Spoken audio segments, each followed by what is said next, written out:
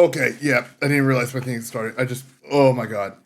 Let's just get started because, oh my god, where do I begin? Oh god, oh my god, where's the reaction stream? Okay. Oh my god. So, sorry, it took me a while because, number one, my phone updated, right? And it looks incredibly freaking different. So, holy shit, it looks so different. I'm not joking. I oh, this is different. Oh dear. Why? Oh god. Anyway, enough about that, folks. Welcome to the 185th session of Virtua Takeover, and it's gonna be different today because, well, we're gonna be instead of playing VF5 R.E.V.O, we're gonna be watching some old school. Actually, we're gonna watch the previous Athena Cup, B Tribe Cup videos in order to get you guys prepared for uh, we want to get you guys prepared for EVO Japan 2025, since the 19th B Tribe Cup is this weekend. So we're gonna be using YouTube a lot. We're also going to use some excerpts from my videos as well if possible, but I want to show you where I got the clips from, like all the videos. I want to show you where I got this from. So, yeah, this is actually a channel where I actually got all the videos from. Takashimono 3. He had a lot of classic. He has a lot of classic videos. So there's the Master Cup Athena Cup Digest. There's also solo things there as well. Like, there's a lot of stuff they have on here that you can definitely check out, and many things in between. And honestly, there's a lot here, and also, takes place over after that to be Tribe Cup and all that stuff. But anyway, we're gonna start in order. We'll test things out and make sure everything's working. So, assuming that everything is working, I think that we're good here. We'll see if the sound plays.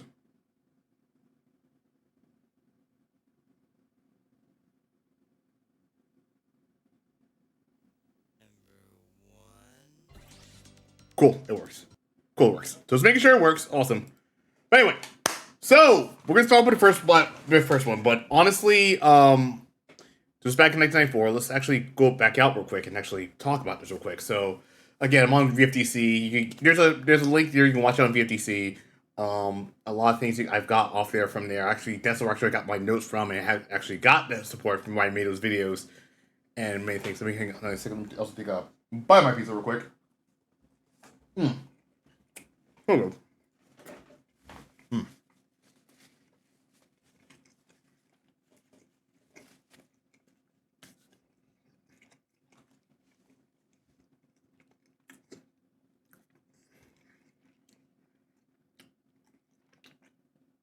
Oh god. So anyway.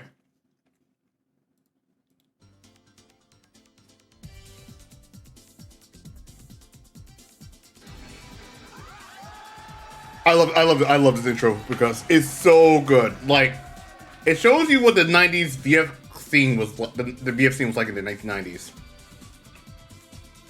Like, I love this intro. And that's why I shared it off every time.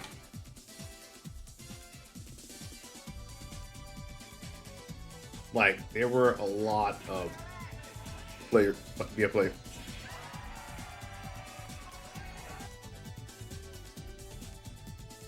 Like, it was so badass. I love it. Well, you can also see the humble beginnings with Virtua Fighter.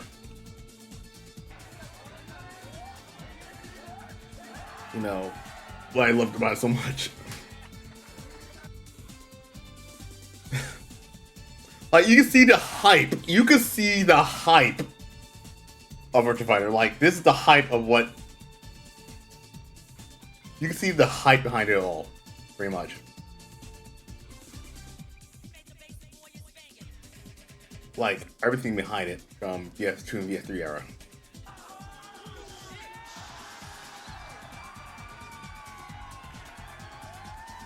I love it. Like, the button movements, everything else. Like, the crowd, like, it was just massive. all the games in the 1990s, man. Like, I'm telling you.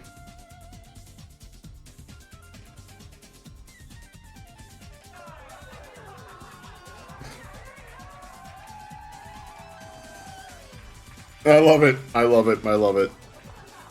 Oh, God.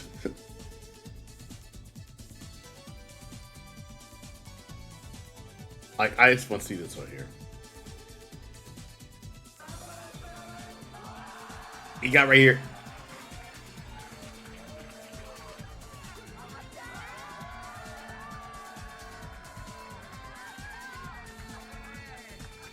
Like, so good. We're gonna get to that part because, good lord, there's a lot you could definitely talk about here.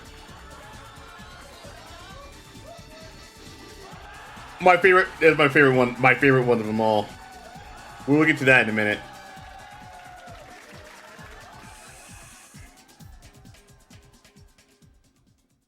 All right. So we're gonna pause real quick. So actually, let's go pause real quick.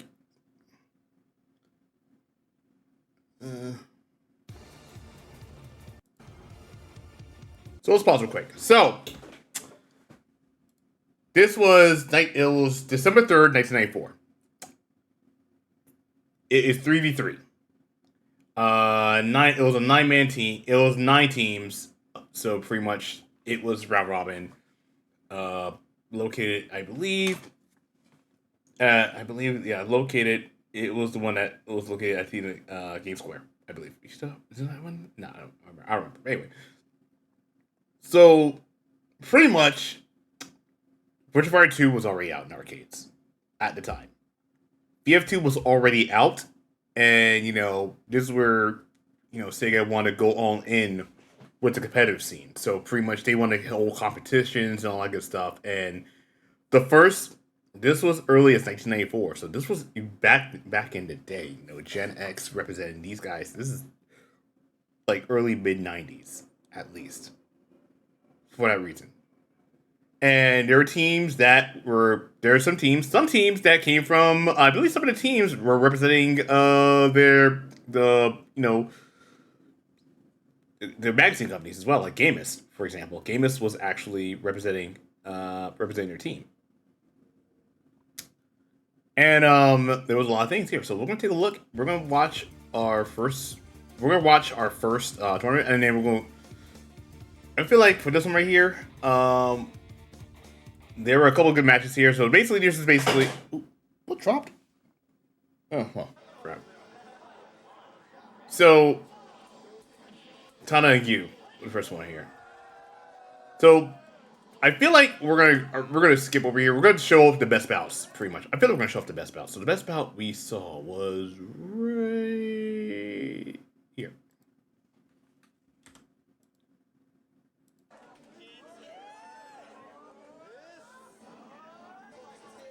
Now, keep this in mind. I want y'all to keep this in mind. This is actually a little blurry, but again, you had to make do. Here we go. You had to make do. So this was basically 244p stuff like that. I tried to make it the best of my ability, but again, this was back then. Footage at the time was really rough. Go ahead and get my pizza real quick.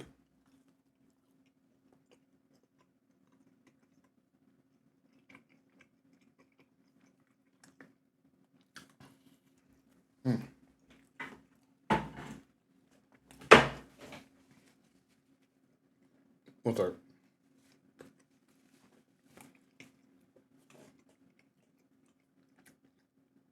I do apologize. I'm also hungry as well. So I do like things to help preserve these tournaments like this.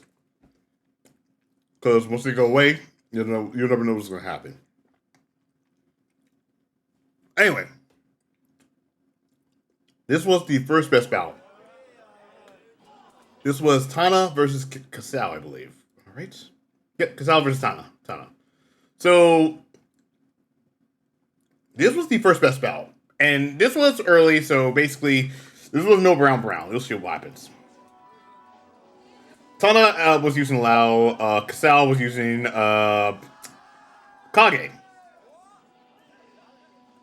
So pretty much, I will say this right off the bat. Uh, when Virtua 2 didn't have frame data at the time. I think it was way too. I think it didn't. There was no frame data. It was like trying to figure out what was going to happen.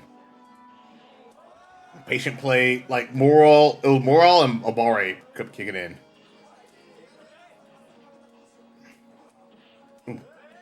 Ooh, and then Casal. Let's run it back. So you see how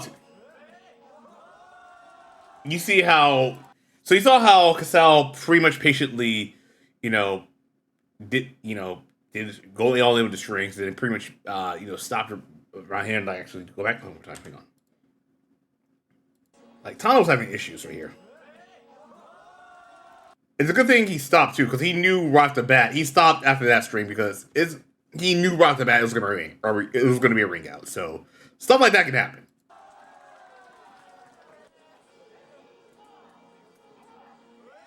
Yep. Yeah. Ooh, he was staying in right now, keeping that movement going.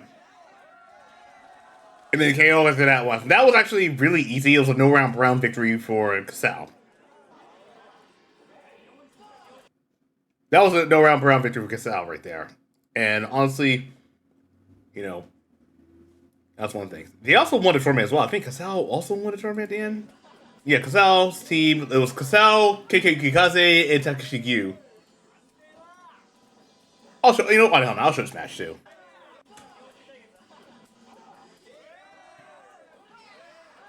Yeah, sometimes you can actually do a hard knockdown and actually do that one. Like break that one. Very basic stuff you can definitely do. Oh, the ring guy. Oh yeah, and you also do the the Sonic spin.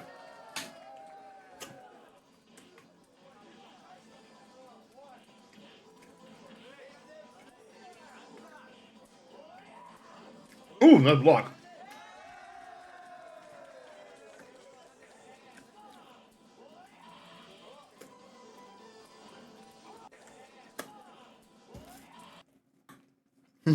Oh.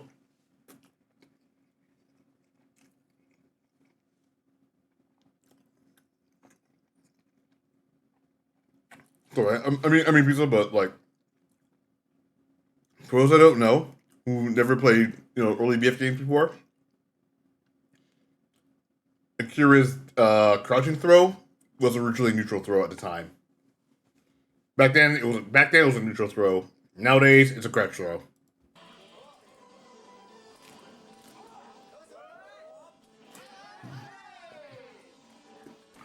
Mm.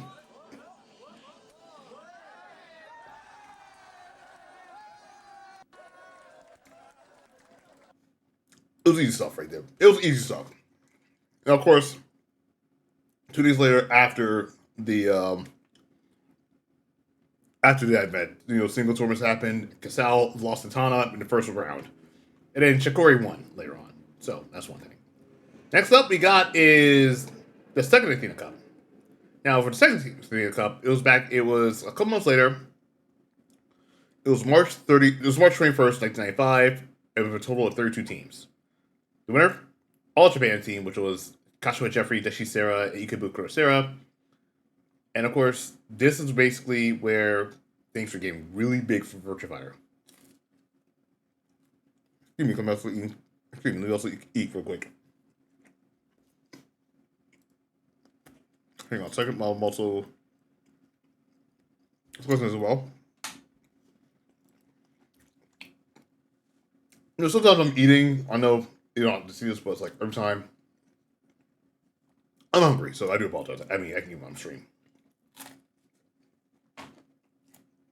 Anyway.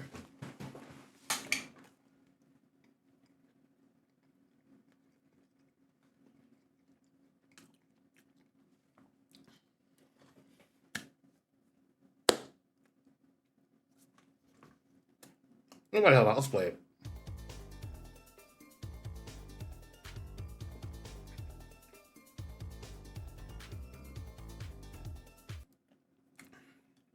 So, as you guys guessed it, So Sega has already found. It was 1995. Sega already had their 6 Tetsugens. Kasao, you had Maru, Ikebukuro Sera, Kashiwa Jackie, Shinjuku, sorry. Kashiwa Jeffrey, sorry. What am I saying? Sorry. Let's try that. Let me try it again. So you had the 6 Tetsugens of Virtua Fighter. That was already awarded by Sega. You had Ikebukuro Sera. You had Shinjuku Jackie. You had Maru. You had Kasao. You have Kashiwa Jeffrey and KK Yukikaze. You had those guys. Those guys. 5 Tetsugen players entered the tournament. Some of them were in the same teams, some were in the same teams, others were like led the pack. So this was a team which was considered OP. Because Kashiwa Jeffrey and Ikebukuro Sera, two of the 6 were on the same team with Deshi Sera. So, according to right here, again, a good thank you, a huge thank you to Modula. Modula was the one who actually made this stuff. By the way, Modula was the one who made this post. He also translated the interviews and stuff like that. It's crazy stuff. So, the tournament had an epic clash between Machida and Shinjuku players, which basically resulted in an event they can remember years to come. So, let's skip over to, I think 709 was where things began.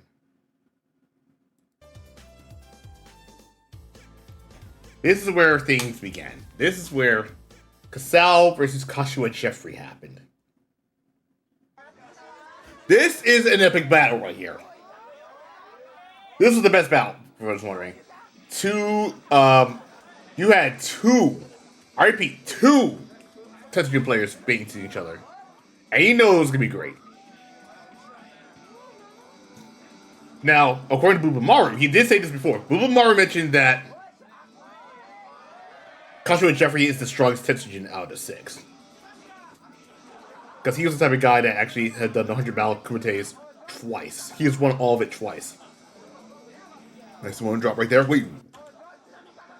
Look at damage one more time. What's the damage? Yeah, he was high in damage right there.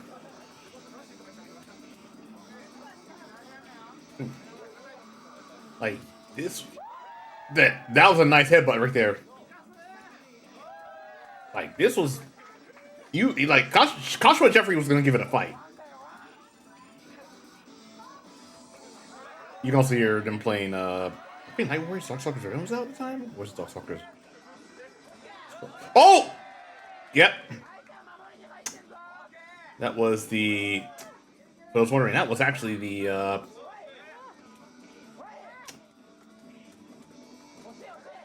Ooh, nice punch. Ooh. So what y'all just saw right there, that was Splash Mountain into that one. Splash Mountain was a guaranteed knockdown. Now, throw breaks in this game was done by neutral throws only. But it only pertained to neutral throws only. So that was basic.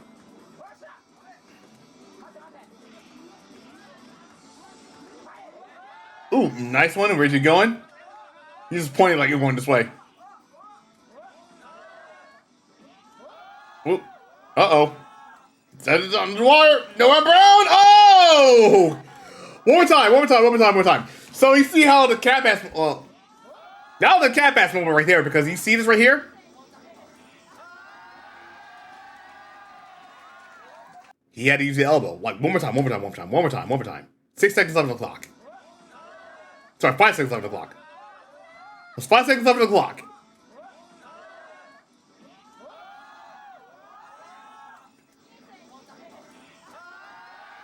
Yep, got him to pixel health. He didn't kill him, he got him to pixel health and just did it.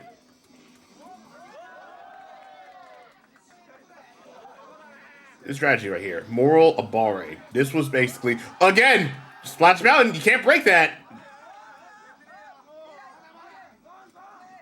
And he just rip and throw right at the end. Like, that was crazy stuff right here.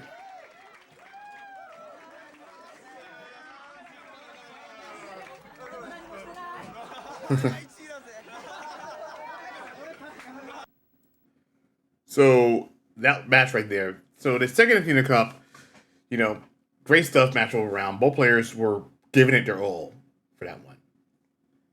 That was basically one of the moments right here. Next up, we got, of course, you guys know is my personal favorite match of all time, the third Athena Cup.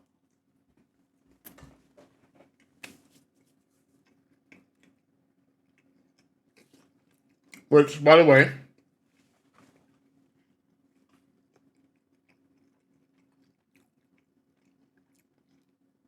the best battle for this one was obviously Bumamaro versus Diamond Lau. The reason for this one, I got to take you guys back to where it all began. Now, I already made a video about this. Like, I made a video about this a while ago, so if you want to watch this video, again, the video's right here. But, for those that want that history, for those that want the history of where it all began. So, there was a TV show that came out back in... Hang on, one second, go down quick. So, there was a TV show that featured Bumamaro. Actually, no, we're going right back. I'm going right back because this is a story right here. I told the story before, and this is actually where I got this clip from. V-Tribe is the most exciting tournament format in all FGC. I agree. Like, there's a team tournament. I love watching team tournaments in Japan. Like, team tournaments in Japan are amazing. I miss Togeki SBO. That was one of my favorite tournaments. Corporation Cup, I love Corporation Cup. Master Cup with Tekken. V-Tribe Cup with Virtua, which we're going to be looking at right now. But the story behind this, I mentioned this before in my videos. Which, by the way, you guys haven't seen that video. We'll get it to you again. So, back in 1995, same year, there was a player in Kyoto who goes by the name of Diamond Lau. Has any V-Tribe-like tournament ever been made in the U.S.? Honestly, I'm gonna be honest here because back in the day, I think in the United States, we had qualifiers for SBO. We have qualifiers for SBO tournaments in the United States. So whoever wins, the team that won gets to go to Japan and compete as a team. I do miss it though, but the thing is, in America, in the US, pretty much. These tournaments, we really don't have tournaments like these. Like, we usually have like 3v3 exhibitions and stuff like that, but never a team tournament like this. Like, I think my plan was, I wanted to bring it to the United States, but that's a tall order because I'm just one person and I don't have a job right now, and I have to pay everything out of pocket, and it's a lot happening. I would have to get in contact with somebody to do that if that's the case, because I would love to bring V-Tribe to the United States. I would love to help contribute to it, but we'll see. If they're down with it, that's fine. But I feel like we definitely need to work. I feel like in times like these, it's a tall order, but we can see what happens. But anyway, back to my story real quick. So there was a player in Kyoto who goes by the name of Diamond Lau. He has won his matches via ring out. So we're caught on in Tokyo. So several players from Tokyo traveled over to Kyoto to challenge him, and Diamond Lau whooped everybody. The first Sega Cup had a 3v3. Oh, the first Sega Cup had a 3v3 for the actual thing. Oh, did it? Oh, okay, now I remember. Okay, now I remember. Thank you, Crazy Drunk. Thank you. So now here we are, a month later. Bumamaro had there's an event that featured Bumamaro. Oh, he was there. Shit, you were right. Also, are you going to EVO Japan, by the way? Hey, Crazy Drunk, are you going to EVO Japan by any chance? Or are you going to EVO 2025? Because I saw the Cat Bass team was on it. You're not... damn. I saw Adam Yuki's name on there. I saw Ritual Animator. And I saw the Cat Bass team. I was hoping he was going to go, but damn. All right. Are you going to EVO 2025 by any chance? Asking for a friend here. gonna turn the volume down a bit because it is loud in my ears. You thinking about it? Cool. So pretty much, it goes like this. You probably should. Yeah, I mean, it's part of the EVO extended lineup. Hey, it is part of the EVO extended lineup. So hey, I would great. So anyway, there was a TV show where Boom Boom Maru was the focus, and he made a pledge that he will not lose. And there was a single elimination tournament that took place. Like, seriously, like I'm not joking. This shit is crazy.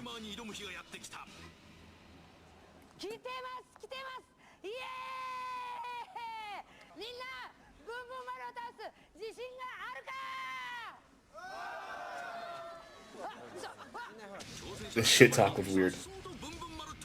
Boom Maru drives on the theme.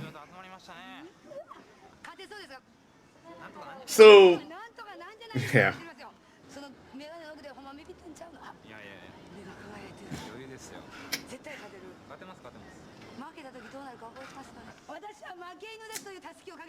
So, all right. So, for those that don't know what happened, I actually explained it on. I actually explained it right here. If so, there is a single elimination where the winner will take on Bumaru in a match.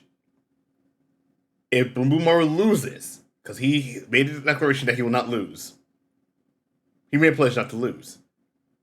If he lost, he will wear a sash that says "I am a loser" and put flyers in different arcades with that same message, or in line of that message. Oops, and my mic.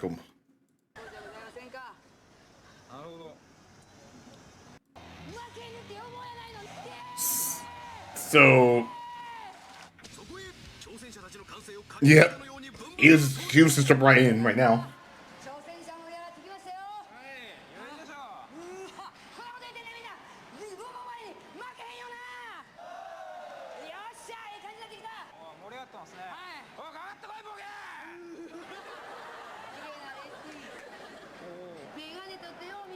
Oh yeah, Boo Boo Maru got royalty right here. He had a royalty. Like he was sitting down getting fanned by 2 girls,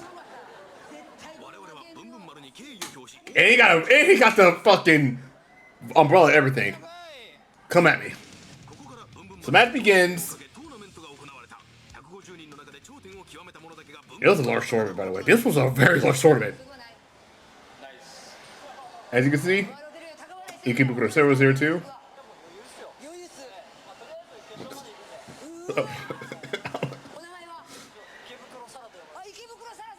Ikebukuro Sero. And of course, you guys got the.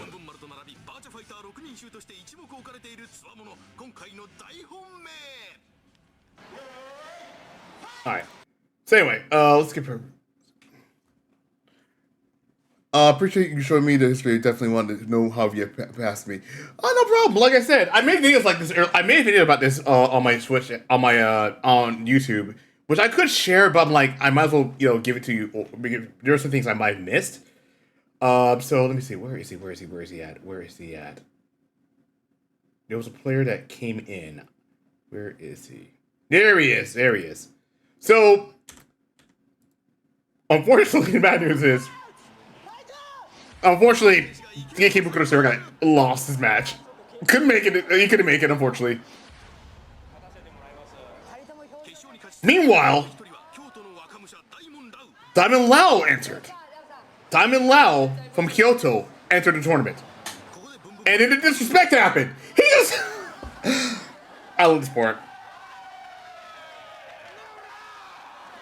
I love that part because it was the most disrespectful shit.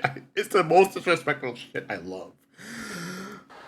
Anyway, so Diamond Lau was winning his matches. He was really doing a lot. He was doing so much.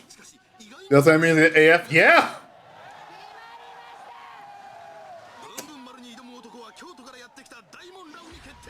So Diamond Lau.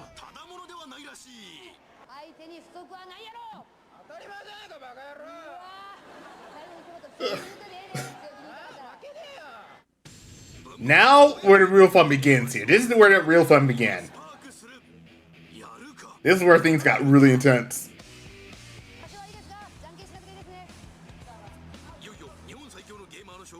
This is where things got really intense here.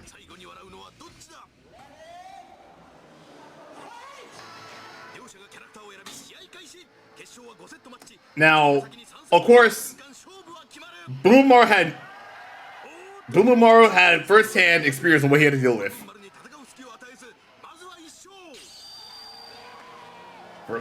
First round goes to Diamond Lau.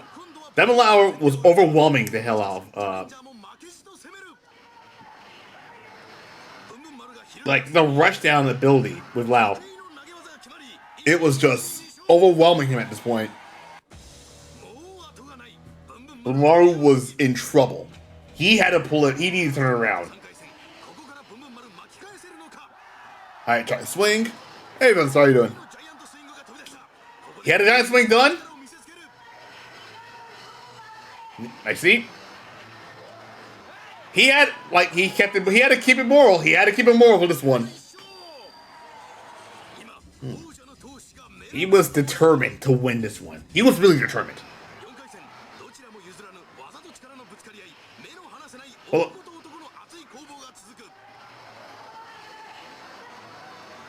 Proud sport in FGC. Making it the grand finals at Winter Brawl. It was the first time. I don't think it was the first time. It was the first time I actually made the grand finals. Of course. All right, 2-2. Now is where things get serious. We're at the final round. Double Luigi. I think he's that term right. Alright, neutral throw. Now neutral throw. Didn't break that one. And then boom. The pop off.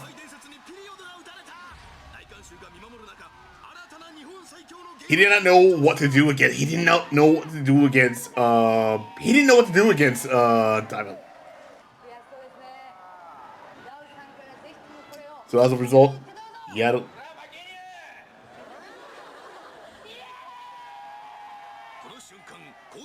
to lose. So now he had to go to different arcades, pull up the flyers.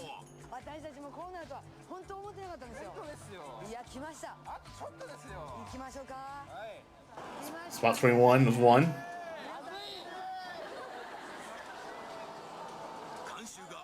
I think he has to put it right near different areas. It was humiliating, but yeah.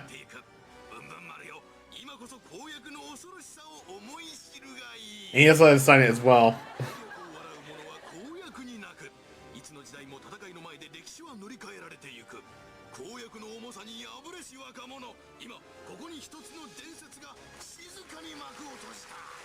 Yeah, he lost badly. Anyway, so this brings us to what we are going to right now. So, normally that would have been the story end, but now we are going to the third Athena Cup. Now, the highlight of this match is basically Blumaru versus Diamond Lau. I mentioned this before. This is the first tournament where Kyoto players entered. Diamond Lau was part of a team that was representing Kyoto. And the popular part of the tournament, and my wife just sent me a punch buggy. God damn it, son of a bitch. You know what? Hang on one second. Pause real quick. Hang on. I had a feeling she was gonna do that. So punch buggy black. Well, guess what?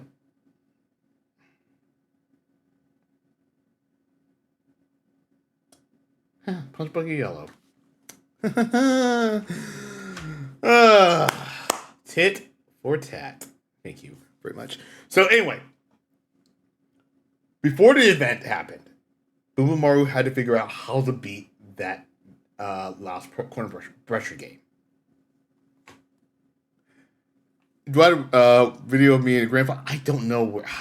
Shadow Realty did not upload that video. I mean, I don't know where it is. I thought Shadow Realty uploaded it, but unfortunately, either lost, but thankfully the good news is you can find it on Wikipedia. You can find the results on Wikipedia. I lost to, unfortunately, I lost to, oh, shit. Why am I blanking on his name? Because Harpooner. I lost to Harpooner, who was there. Anyway. What did for? Let's play it right here. So, this is the tournament right here. I'm going...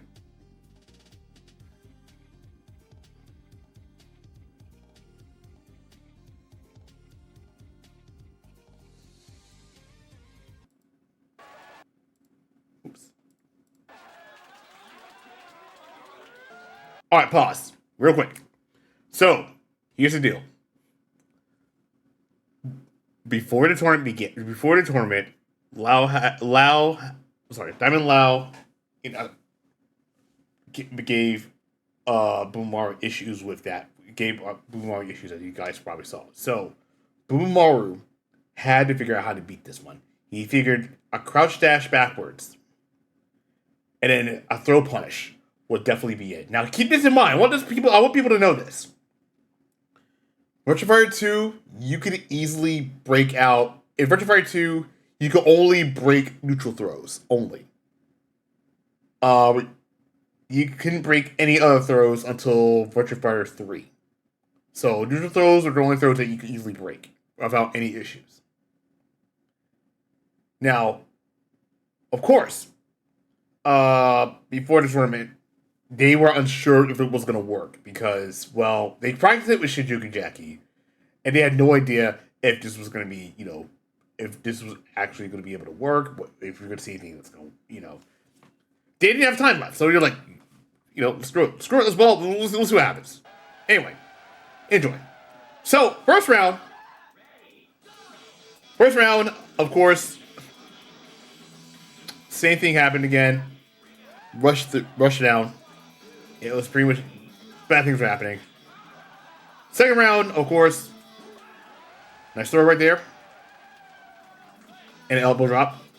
Capitalize on that. Get some good damage on that one. He has life lead, but the problem is he was embracing it, but at the same time, it was like he got pushed out of bounds. Pause real quick. Pause. This is where Boomaru was at this point because he needed to figure out how to do this. He felt like he honestly felt like he was at wit's end.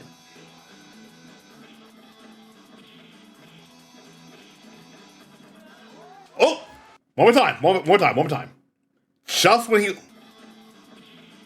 Just before Boomaru was at wit's end, he had enough space. So he has enough space. So that way he won't accidentally ring himself out and actually do what he can. This is where things happen. This is where the tides have turned. Watch this. Boom. He finally got it. He finally got the idea where it's going to go. So he actually figured it out in the tournament. And mind you, this is where he did a lot of damage. Again, nice one. Tiger Driver.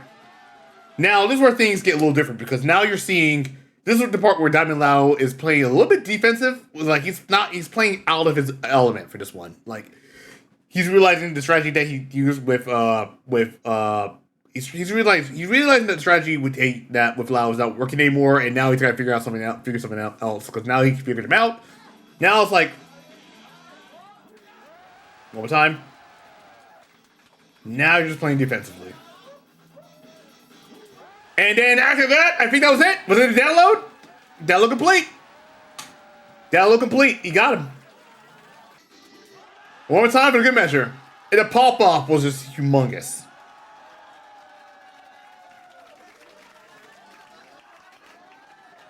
This is actually considered to be the best match of the Athena Cup era.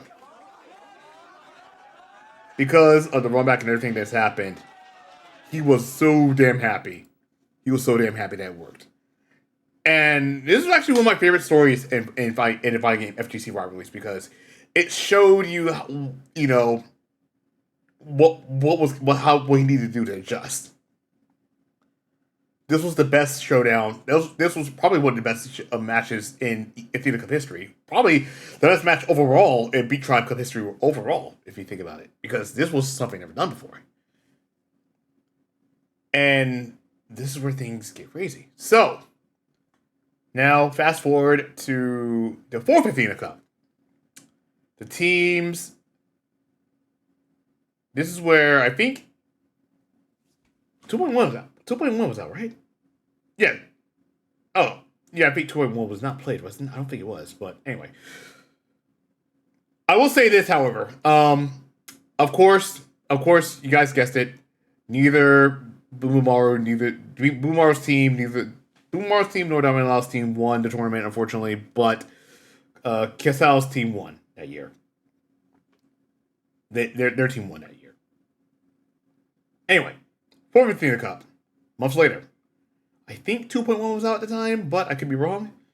The teams were getting a lot bigger. So it was 80 teams. How much we had? Like 48 teams? Now it's 80 teams. A huge jump. Now I believe the footage was actually... Yep. So... Yep. Okay, I was wrong. It was 2.1. 2.1 was out. So... By then, Virtua Fighter 2.1 was out. Virtua Fighter 2.1 is an update of Virtua Fighter 2. It fixes some balancing issues. It got rid. I believe it also got rid of the PKG glitch as well. It was some strategies had to be fixed. Yada yada yada. It was a lot of stuff they had to adjust. Pretty much, they had to adjust it to make sure things were working properly the way they were.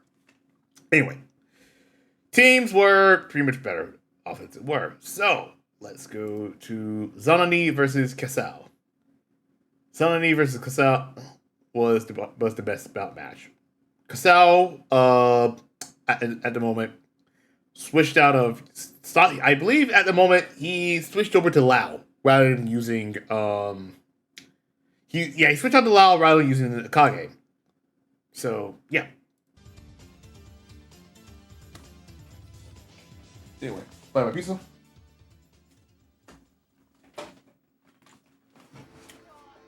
Pause.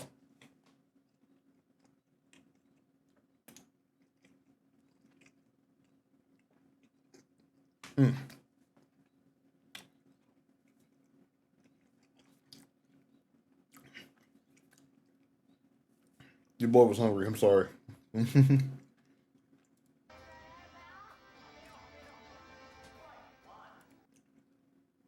All right, here we go. Pay attention to this match.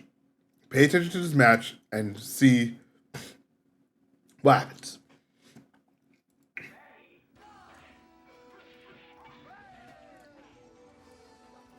That was half. You saw that, right? You saw that, right? Watch.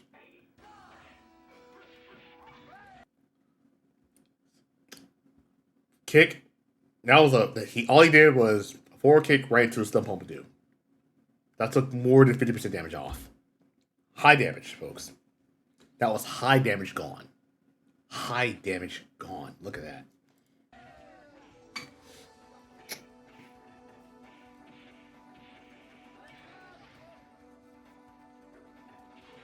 Ooh, nice parry right there. Ooh.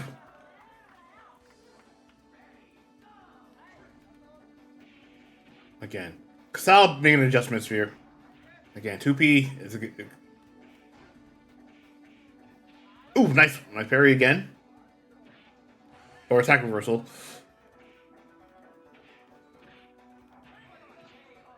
Alright. Also, real quick, I want to say, for a game that came out in 1994, this looked so beautiful. I'm not gonna lie. For a game that came out in 94, this looked so beautiful. Like, Virtua Fighter 2 was ahead of its time. Ooh! I saw this right there. 2 elbows right there.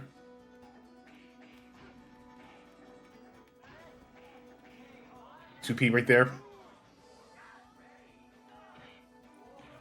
One more time. I love that both of them had the same idea. Funny ass. That was a funny ass hit trade. But also, that was a lot of damage gone too.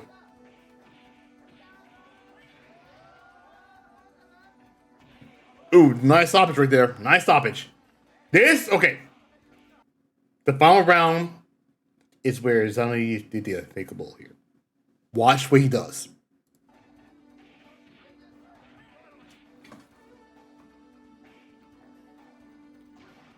Elbow.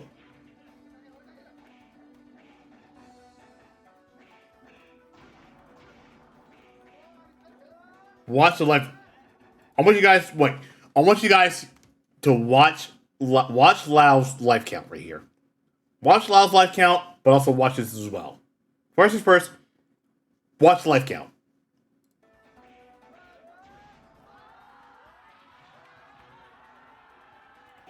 You saw it, right? One more time. One more time. One more time. Now watch what happened with these two.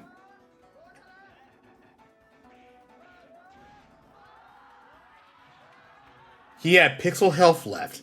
With pixel health remaining, Zanani pulled out a miracle win right there.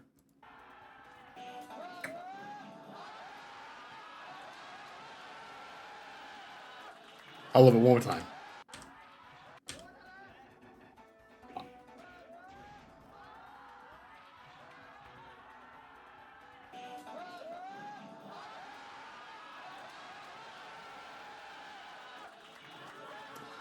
Right here.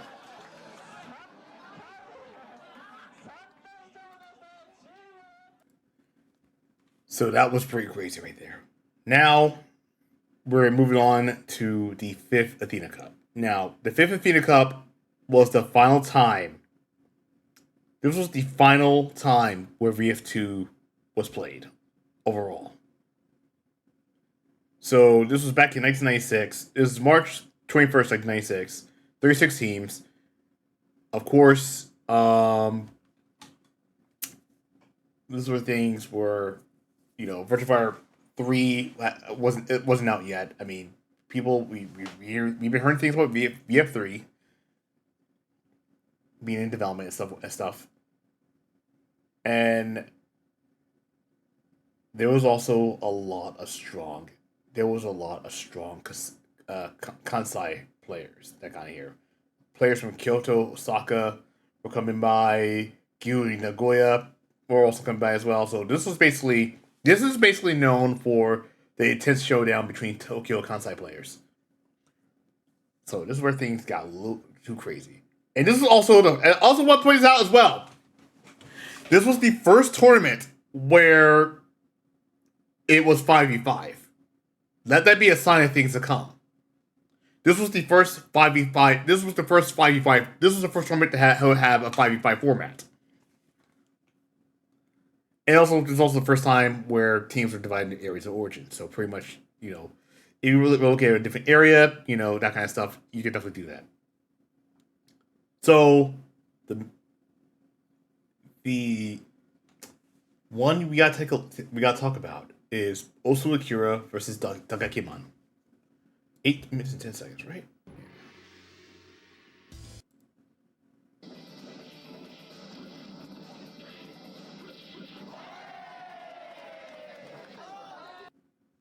All right, here we go. So, folks, this is the video. This is it. So, first things first, shout out to Osu Akira, by the way, because I don't know. Okay, it's really interesting too, because we're talking about Osu Akira, and the funny thing about this, Osu Akira is the type of guy that I'm not gonna lie to you guys, but Osu Akira, when I made that, you remember when VF6 got announced, right? You guys know that that reaction video that clip I made as a reaction, because I'm not gonna lie, that was from the heart. That was from the fucking heart, dude. And the funny thing about this was that, I shit you not, I was wondering where a lot of Japanese, where a lot of people from the Japanese FGC were coming from. Some of them were trying to speak English to me, and I was like, "Whoa, what the heck?" And then I think somebody else was coming in. I think someone else commented and said, Anybody coming in from Osu Akira's stream?" I'm like, "Wait, what? Wait, Osu Akira? He watched my video? Like what?" And then I go to his stream. I'm not joking. I did this. After someone said this. I was like, did he really do this? I go back. I go to watch his stream, right? His replays. And I shit you not. I don't know how I made this man laugh. I made this man laugh so hard. And he obviously thought that, well, he thought that I was like a reactionary streamer, like, oh, you're just doing it for clicks and views and stuff like that. And then one of his fans, went online to start.gg, researched my name, and noticed that I took third place at NEC 2023. And they were like, oh, he's an American player. He actually took third place. And everybody was like, oh, wow, then you know what? We should rival our love for Virtua with his. And honestly, I didn't think it's funny because I wanted to show the Japanese scene, that we love Virtua here too. Like this is what's crazy. Like this is what brings us together. And it's funny that I think the SWAT team comment was hilarious. I'm sorry, it was crazy stuff. I was like wondering what was going on here. But anyway, I'm sorry. Enough rambling on my part. Let's just go right to this match. So right here, we're looking at Osu Akira versus Dakakiman. Both of them are Akira players. Well, let's see who the better Akira. Alright, Dakakiman got the first. Now, of course, people say Osu Akira was basically, the Daigo Umehara of VF. Which is true. Nice use of the Palm of Doom. Alright. Oh, it doesn't get the... Well, it does get the combo of that one. Wake up, attack reversal. Looks like a hit. Elbows, beat him out.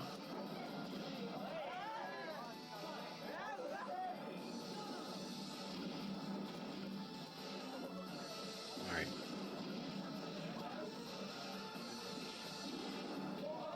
One more time. This one made me go, what? One more time. Let's slow it. You know what? Let's go ahead. Slow it down. One more time.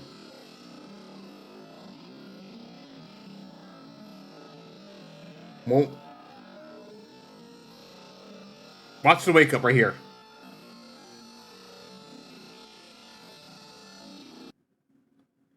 Both of them had the right idea. They were trying to actually, I think it looks like both of them went for an elbow, but they actually went behind each other.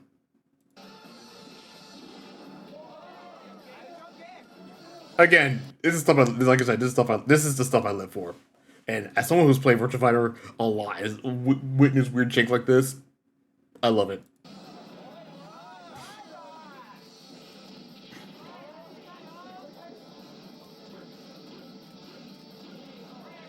Again, elbow battle right here. Alright.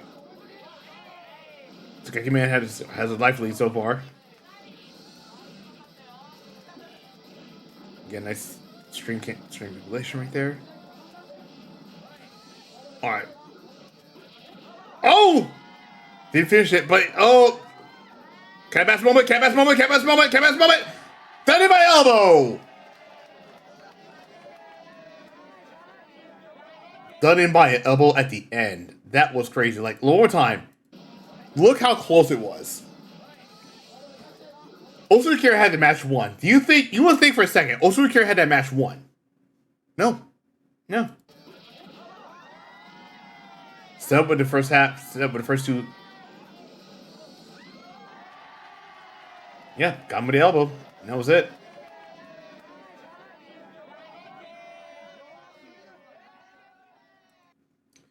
And that was it, folks.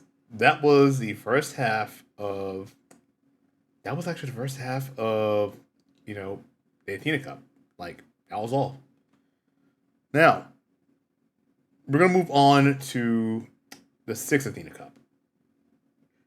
Actually, let's. Should I take a break? I'm trying to figure out if I should take a break. Nah, it's too early for a break right now. Hang on a second. So, of course, let's go ahead and talk about this as well.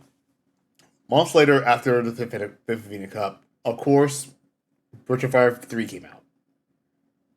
Virtua Fighter 3 came out, and of course, it was first. I think it was the first Sega game. It was the first Sega game to be run under Model 3, I believe. I think. Are Chibita and Casal still active? Chibita, yes. Chibita still plays. Casal, he plays every now and then. Like, I know out of all the old school VF players that are active that still play VF, I know Boomaru has actually, come to think of it, there was a video that came out there, if I recall correctly. There was a video I saw that featured old school and new school VF players, that in teams, like all of them bundled together. So there was one team that had newer player. It was I'm trying to remember, because I remember Osu Akira and Boomaru both played in opposite teams. Same with Fudo and Itabashi Zangief, and many others. So, like, it was really interesting. I will link it. I will link that video in a minute. But actually, I will go on intermission real quick just to make sure. Hang on, go on intermission. Give me a second. I'm gonna look for that video right now.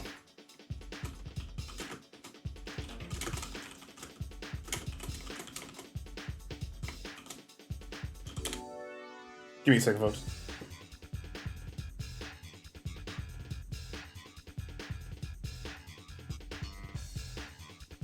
That's gonna. It's there. I just gotta look for it. I'll look for it later.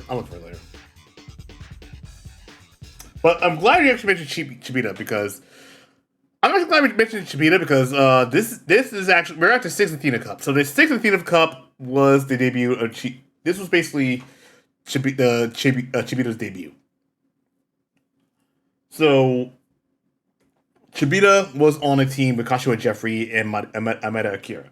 So the sixth Athena Cup came out. This was the first. This is basically the first Athena Cup to feature Virtua Fighter 3 as the main game. So players, they divided themselves into, there were the old school VF2 fan. There was the old school VF2 fans that had been playing, and then you had the new blood of VF3. So there was a lot of things happening with Virtua Fighter 3. This was the first and only Virtua Fighter game where you had to use 4 buttons instead of 3. So you had an evade button, which is basically the game sidestep. Yeah, back then you can tap up or down. It was a designated button for it. Although you can actually evade up or evade down depending on what you do. You also use it in moves as well. So this was basically something brand new. And as well as stages, the stages were a lot different. There were undulation, there were steps, there were walls, there were a lot of things here. So first things first, we're going to take a look at so Chibita was actually the MVP of that tournament because, again, he made an impressive debut into Athena Cup, and he did extremely well. So we're going to go into the 6th Athena Cup, 245.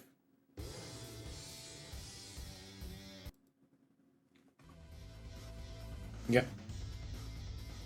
Chikagemaru versus Kasao. This is the match right here I gotta talk about. False. Sorry, I'm both eating pizza as well, so I am like really.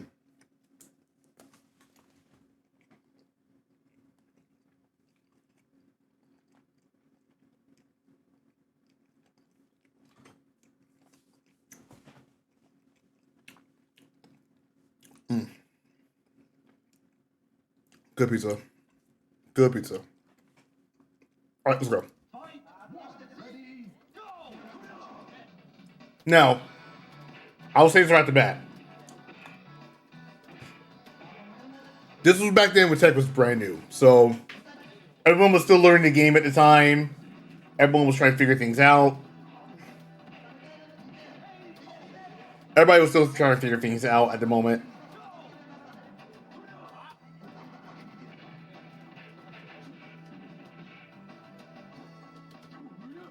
Oof.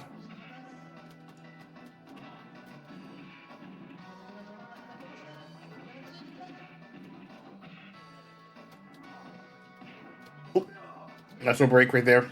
Now, like I said, this was the first game. So Virtua 3, this was the first game where people started caring about frame data in this game. So, a borrowed world, things were happening. Let's block.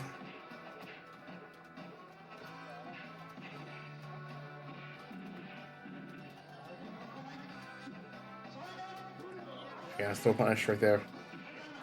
Played it really safe.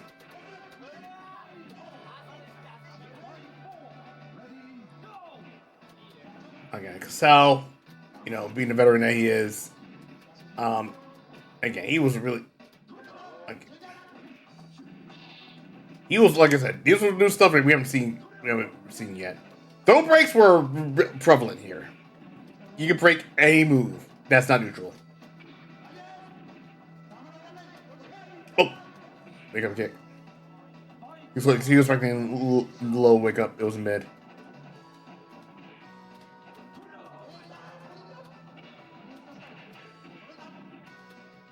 Nice corner right there. Both players had the right idea. And Takagemaru actually got in, no problem. Now, actually, since we're here, you know what? Might as well. Let's show off. Yeah, let's show off Shibita's match. You know what? This is basically Shibita's debut. Let's actually show off Shibita's.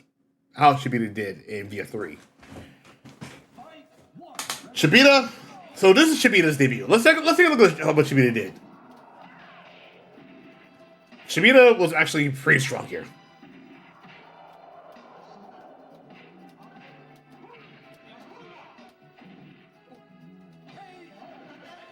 Shibita was actually really strong in this one.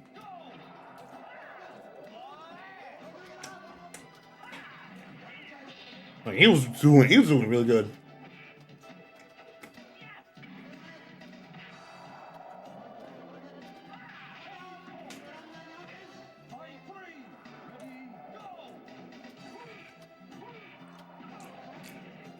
Now, also quick. I will say this right now. Wolf stage, it's the only stage in the game that does not have a ring out. This actually felt like an infinite stage.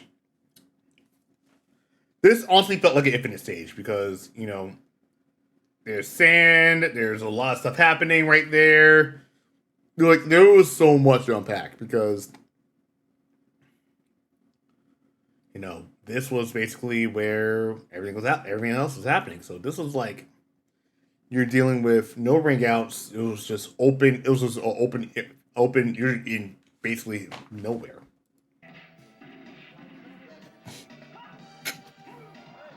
Nice punch right there. Nice punch right there.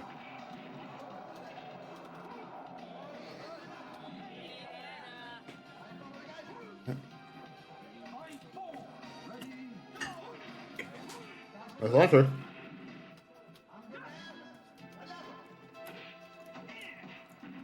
He did a good job backdashing it out of that one.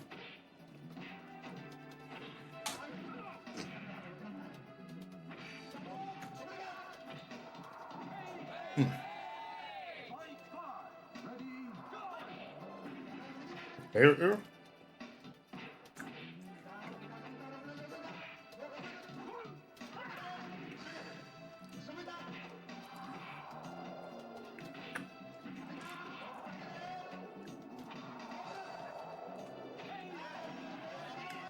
That's one. They fought Takagemaru here.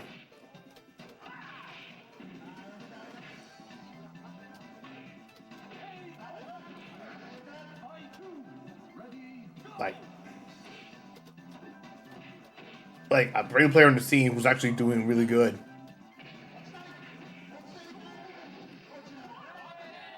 Ring out. Yep.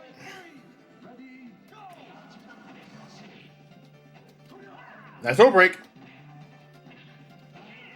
You can see how sick Shibita's game play was.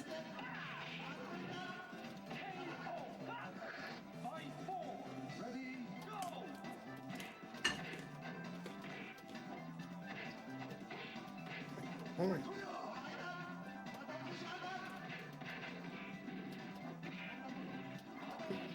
Nice wake up kick right there. Smart way to block low.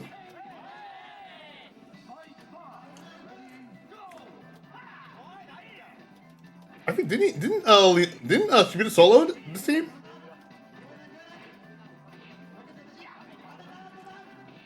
Yeah, nice follow up at the end. Yeah, I think he did solo. Did he solo? Nice throw break. Again, he's really good. He's really good. Shibita's really good at breaking throws. Now we got.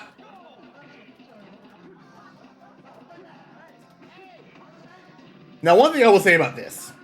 Pause real quick. I will say this right now. So, Shibita, when he first started playing VF3, first started playing Virtua Fighter. I think Virtua Fighter 3 at the time. He originally used Akira, but he switched over to Leon because everybody was using Akira. And it showed. It really showed.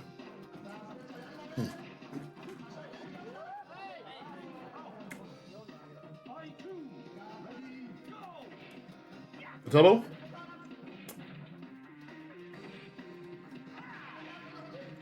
Okay, nice.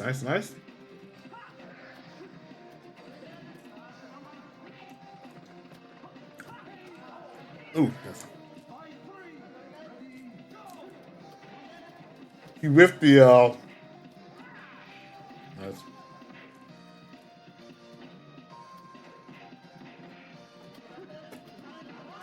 Ooh.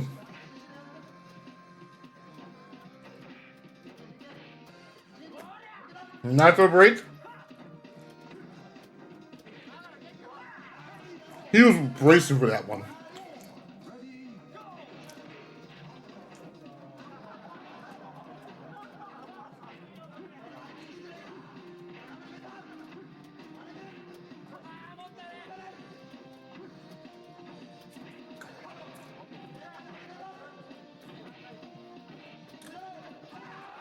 Oh.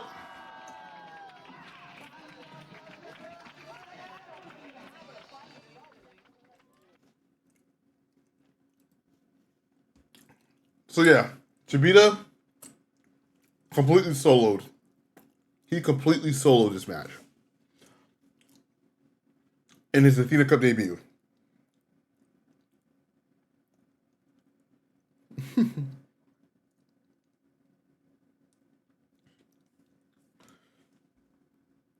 So yeah, he pretty much oh my office. Oh, hang on a second. Sorry.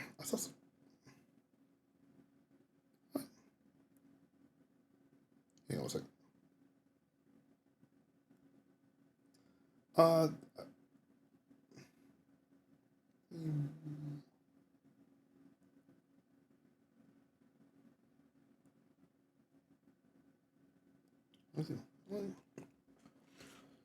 So yeah, this was basically something brand new that was happening with Virtua Fighter. Shibita made an impressive debut, became MVP in his debut. He really it was basically a lot of things to come. Now, let's go into the 7th Athena Cup, and this is where the competition was getting a lot greater. Again, still, I feel like I got to mention this earlier, but yes. After the 5th Athena Cup, they went back to being 3v3 again.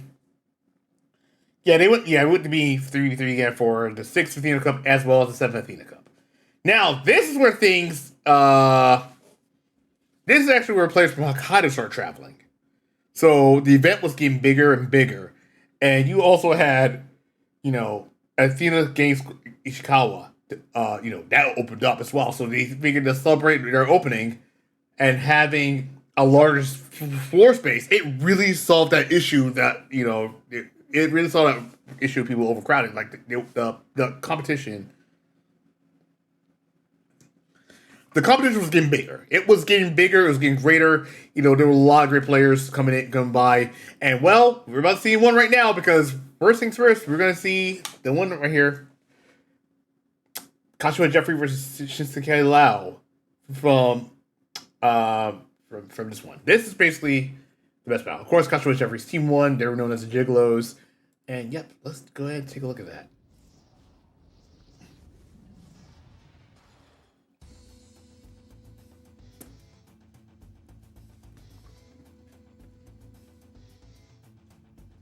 $92 players.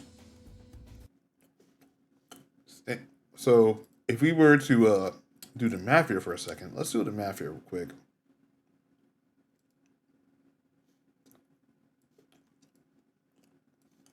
If we were to do the math real quick, just to show you guys what the math was. So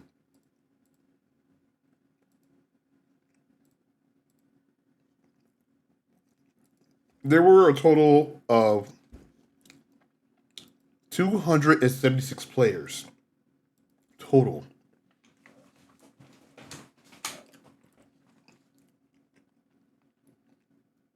Like, the competition was getting bigger.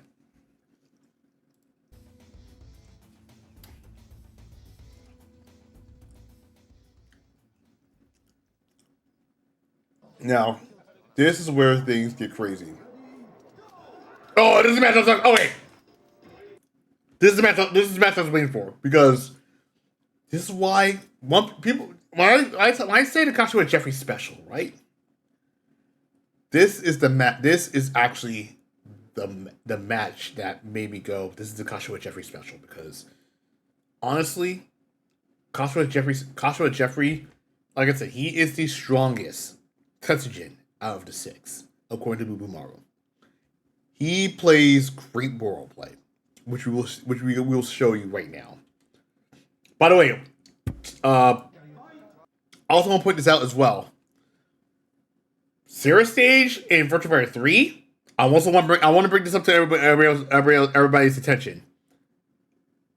Her stage in VF3 is smaller compared to VF3 TB, and you'll see why as we play.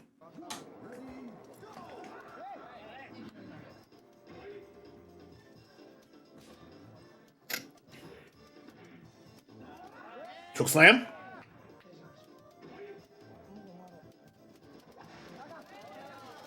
Oop. Got to ring out first.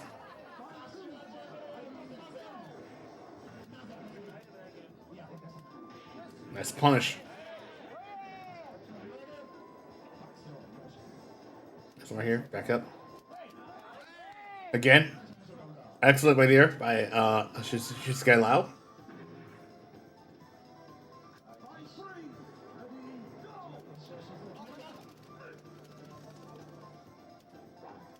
Again, it was easy for you to actually get a ring out here.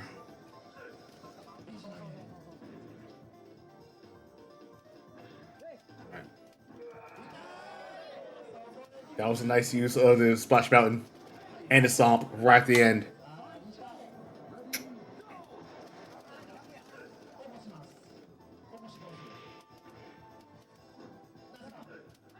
Oh, nice break. Again, sidestepping in this game actually really helped a lot.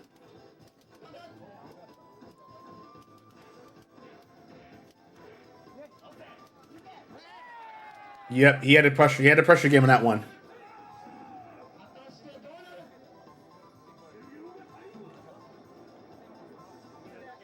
Pause. Everybody, look at this match. Now, I want you to look at the final round. Look at the final round. I'm gonna play it, then I'm gonna play it, and then after I play it, I want you guys to take a look at the timer. Okay? So I'm gonna play it first. Replay it again. I want you guys to see what happens first in the first part. Then I'm gonna replay it again. I want you guys to focus on the timer, on how long that match took. So let's actually, you know what? Let's talk about it right now. Actually, you know what? I want to do a poll real quick. Actually, let's have some fun here. I want to have some fun here. Hang on a second. Let's do a poll here.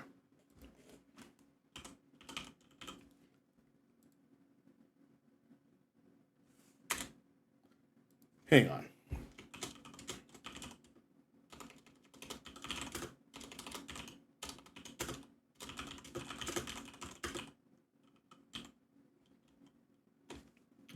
Let's see.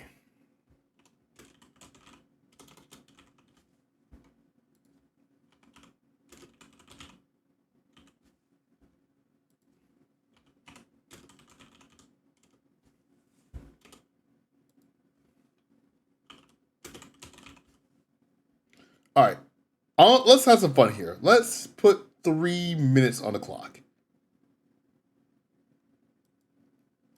All right, folks. Let's have some fun here. How long do you think this match took? Place your votes right now. Let's have some fun. Let's have some fun here. I want y'all to guess. How long do you guys think this match took? 3 minutes left on the clock. Let's see. Is it 5 seconds, 10 seconds, 15 seconds, or 20 seconds? How long do you think this match took? Because this match could be long. It could be. Like, I want y'all to know. I just want y'all to know. How long did this match take?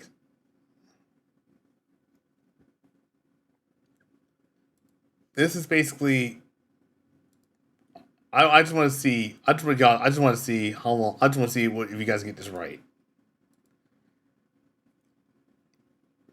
While you're at it, I will be right back.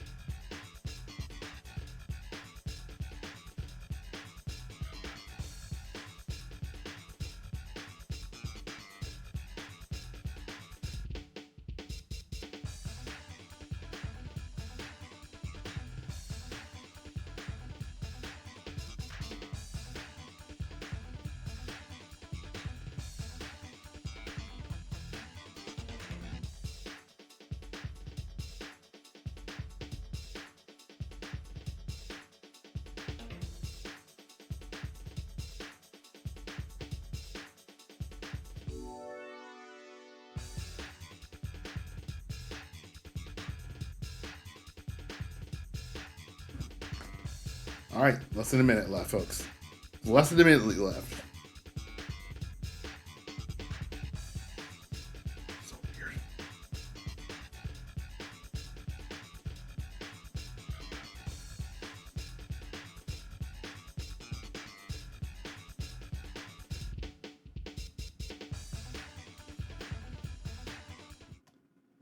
All right. I don't think anyone voted, but it's okay. You know what? So there's no way to vote it. You know what? Sadly, nobody made a vote, so I'll try. Yeah. So nobody voted, unfortunately. But you know what? Might as well tell you guys how many. All right. You know what? Might as well show it off. Play it.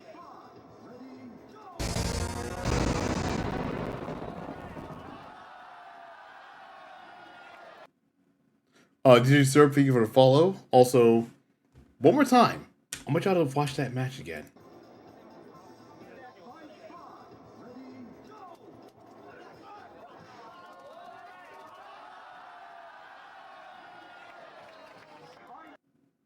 It took 5 seconds. I repeat, one more time. 5 whole seconds to win that match. And and like I said, this match was short. This was very, very short. So you have no idea. You have no idea what's going to happen.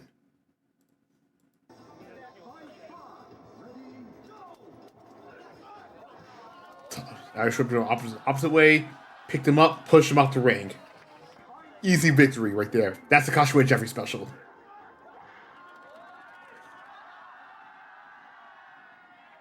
Yep. And then the shit talk happens. Watch this. Watch this.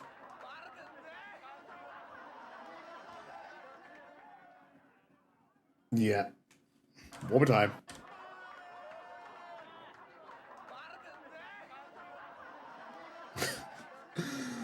Oh my god. The 5-second victory into the last round of the semifinal match. That was the biggest highlight of that tournament. That was the biggest highlight of that tournament. It was crazy. Now, moving on into the 8th Athena Cup. This is where, going forward, the Athena Cup pretty much became this is where they pretty much solidified, 5v5 teams going forward. This is where 5v5 teams, the 5v5 was the main standard going forward. So the 8th Athena Cup was very special because, well, this was the first interregional tournament for the VF3 at VF3. So Nagatsera, who won the Morinaga Angel Cup, brought players from Kyushu over to Tokyo. Players from the Tokyo region also participated as well. So this is where things were getting crazy. The competition was increasing. So this is where things were happening. So next up, we're gonna take a look at Master Hijitetsu versus Bimbo Lao.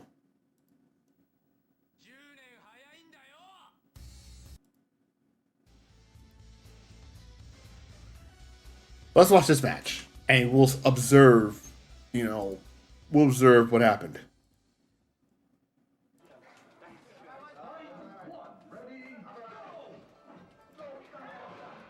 Now, this match right here, very interesting to say at least. Nice duck punish right there.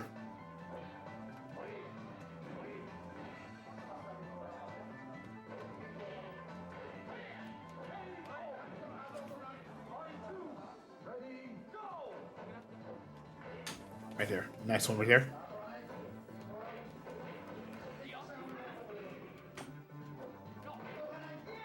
Nice one right there. Nice use of the frame manipulation. This will go for a double stomp. Dropped it. Double wake up kick.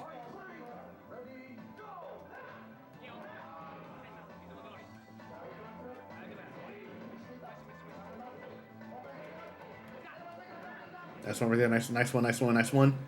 Wake up kick. Like whiffs the Jackie has as a game point.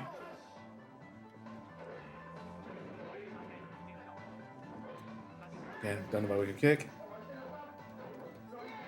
Yeah, you can see, nice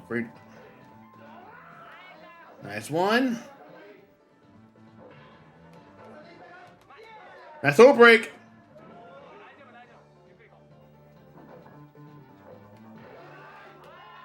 Oh! Broke that whoop bulldog.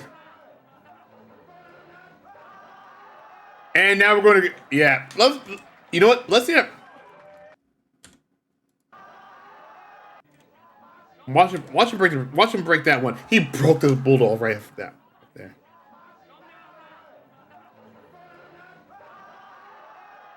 And it won.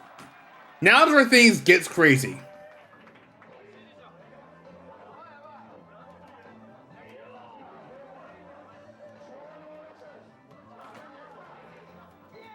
That's all right. Again, throat breaks. His game was a game changer. 2P right at the back. Finished up with a 2P. Not much golf on this one, but yeah, this was actually really good stuff here overall. Then we go to the 9th Athena Cup. This is once again featuring Kashiwa Jeffrey. Kashiwa Jeffrey, like I said, we're seeing a lot of Joshua Jeffrey in Best Battles because Joshua Jeffrey is a strong player, as I mentioned before. Now, keep this in mind. I want everybody to know this. Virtua Fighter 3 TB was already out in arcades. However, fans still want to see Virtua Fighter 3 be played. So, this was pretty much the last time VF3 was played before VF3 TB took its place. Now, like I said, VF3 TB was already out. People were still playing VF3 at the time, again, due to fan request. But the thing about this one, regulations were so relaxed, so you can now use the same characters. You can actually now use the same characters on the same team now. That was not the case. I don't think that was the case in previous games, but here you can now players could use the same teams. Players can use the same characters on the same team if they want. So this is basically, they were relaxed to the point of everything was happening. So again, games like Athena was the game one, but now we're going to take a look at Joshua Jeffrey versus Kage, which we will jump over right here.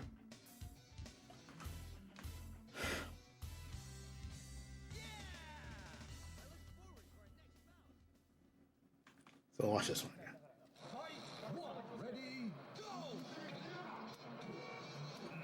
Watch this one. So the first round right here.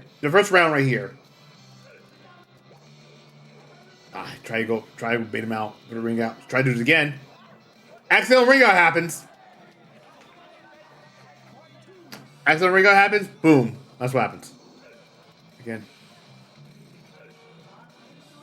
Push him out. Nope.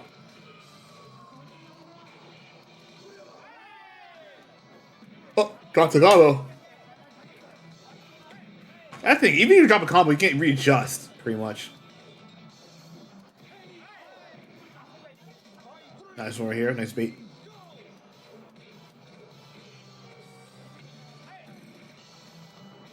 Nice block. Headbutt.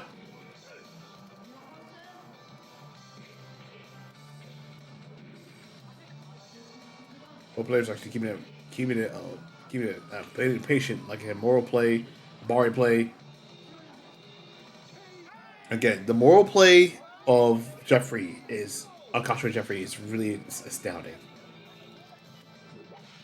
Like one time, Country Every Special, push him off the ring.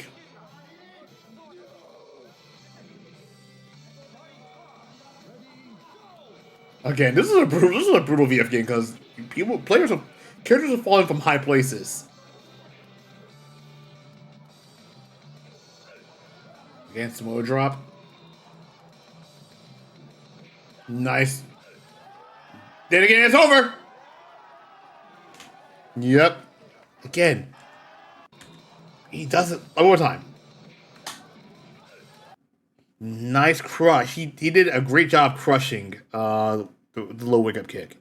And then after that, going straight with the ground throw and then making him draw a the ring. Again, in-ring awareness. That was just crazy. Oh, he's not through. Like, we can go back and watch this again. Like, watch this again. The first time, accident.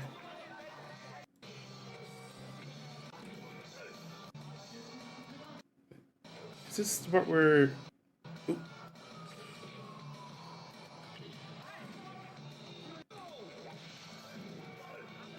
Okay. Yeah. Fell off the ring. Well, at least VF3. Well, VF4 and 5 had it as well. I think only one stage had it for VF4, which was late phase stage, because late phase stage was at the top of the mountain, and if you fall, you're pretty much automatically dead. VF5 again had a few, although I think Doral stage in VF5 we had 2 death stages. Yeah, mostly water related. I mean, those are mostly water related, though. Assuming they can swim. River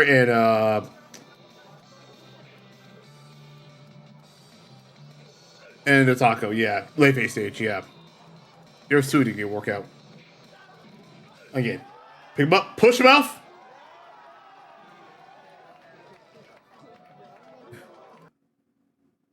Yeah, I can do that. But if you fall off by accident, that's a different story.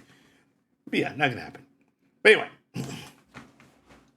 Now we're getting to one of my other favorite matches from the B-Tribe Cup. Well, sorry, Athena Cup. Or Beta overall. Next up, we're going to take a look at it's the 10th Athena Cup. What was the third one? Oh, right. Aoi Stage is rare. I forgot. The shrine. Yeah, I forgot about that. Yeah. The water stage is also a water stage. Yeah, that is one of them. So anyway, 10th Athena Cup, Virtua Fighter 3 TB became the mainline game. And now we're going to show off the best match. I want you guys to watch and study this match. This is one of my favorite matches. Next to Boo Marvel's Diamond Lao. This was held at a flashy live venue, Club Geo in Ichikawa, Chiba Prefecture. 7 regions from Japan participate in these events. This was a true interregional competition. This is basically putting Tokyo to the test. Let's go watch that match. Watch this.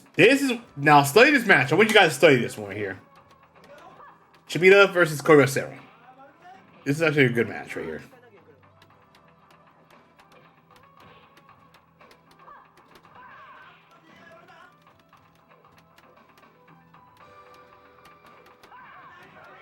First, going up. Started the first match was excellent.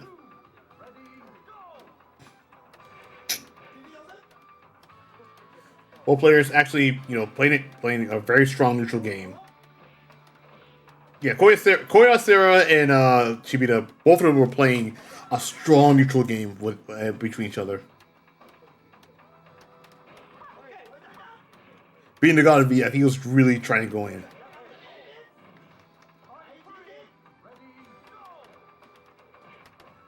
Nice block. Nice slow break.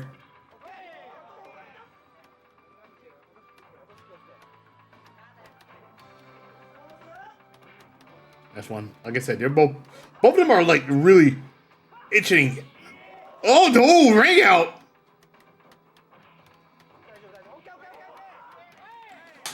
All right. This is where things get crazy.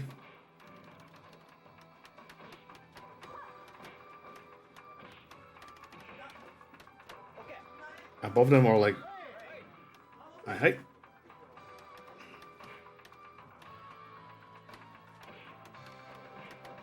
Nice block right there. Nice low break.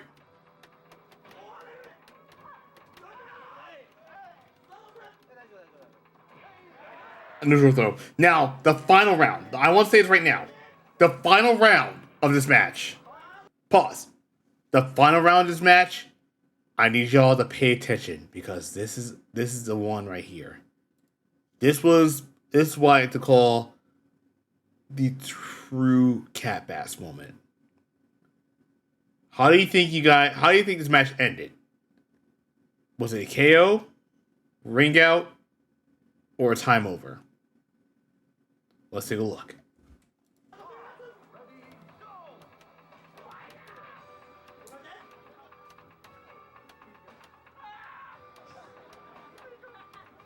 Both players are like playing strong neutral.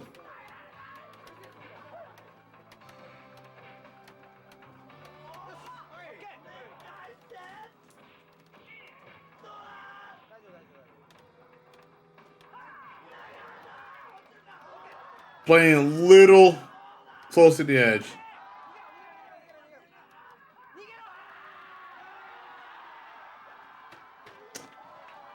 Shibita clutched it out one more time. Both of them had to do something.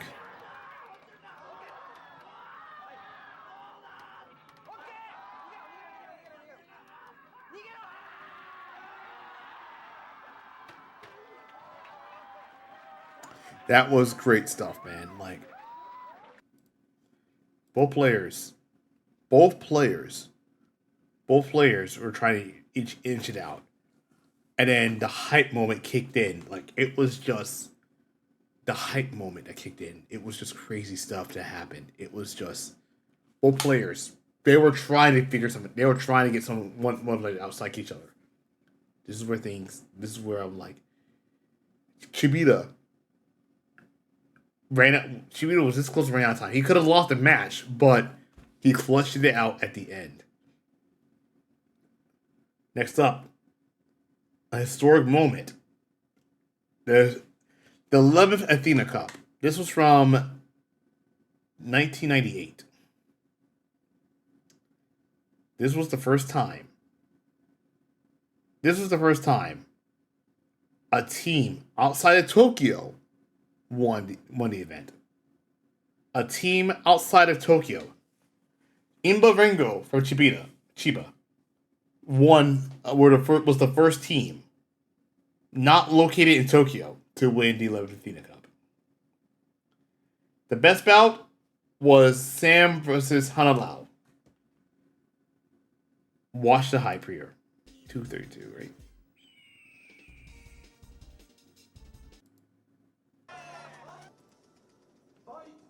Watch this.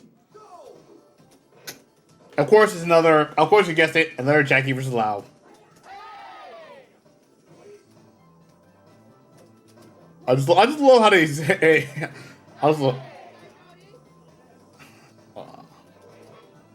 We're getting hype over something basic like that. It's crazy. Let's go.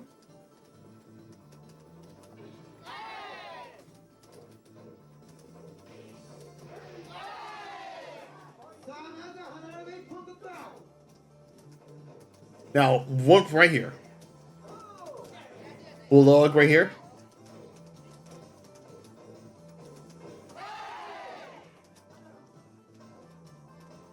Simon's actually trying his best, actually. Now, nobody would understand, but again, keeping that space going on right here. Oh, no break!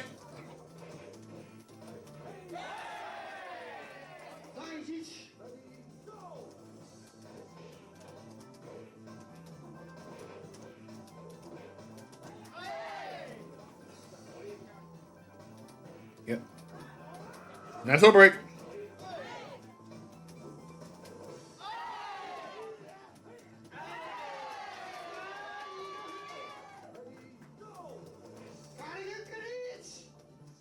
Yeah.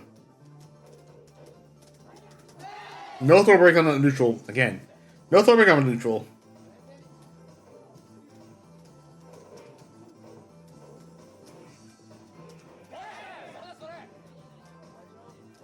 Ball, please. Alright.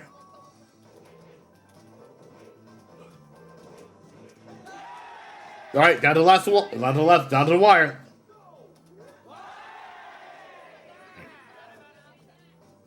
Open lights bomb.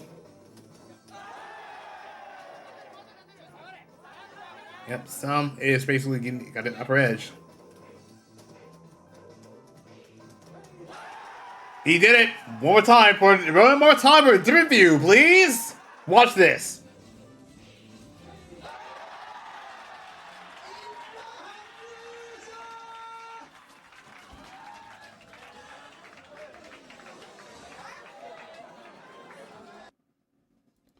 Yep, they were the first to win that tournament. Now we're at the tail end.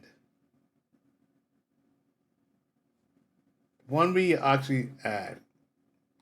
I chose Yami Yodari stealing the show for this one. So this one, I had to go for this one right here. I'm actually gonna go back real quick. Hang on. For this one right here, I had to go see the 12th Athena Cup for this. To go to the 12th Athena Cup for this one because this was the match where I gotta go see where it is. Where is this match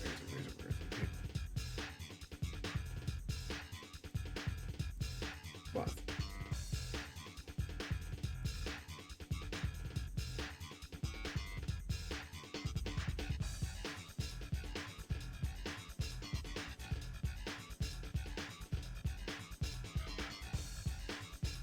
all right. So for this one right here, I decided to show this match off. Didn't have a. Yeah, that was a great match. Yeah, that was a great match. I love that one. This was pretty much the one that stole the show. Now, of course, this was aired at a different aspect. So this was the last. So, real quick, I want to point this out real quick. The 12th Athena Cup. This was the final Athena Cup. This was the final tournament to be known as Athena Cup before it was renamed to the B-Tribe Cup. And you can tell how drastically the level of play has improved since then. Yamidori not only stole the show several times. So this was the first time players could choose any stage to play on.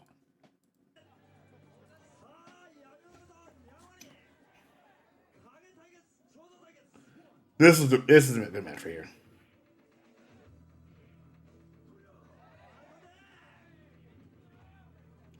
This right here.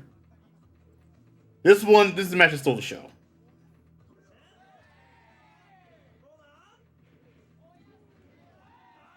Yep.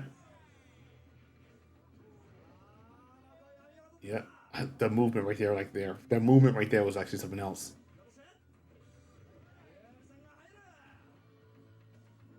All right.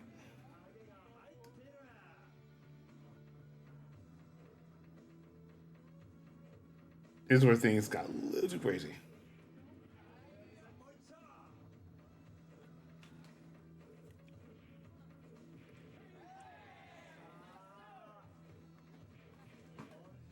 Again.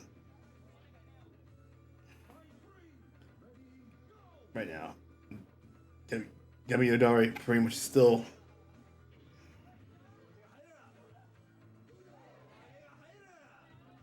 Oh, about time. All right, here we go. Nice one.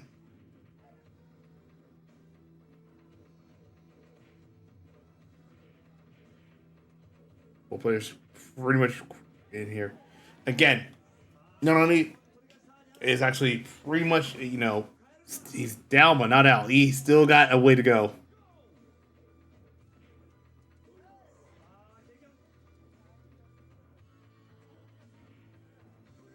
Next one break.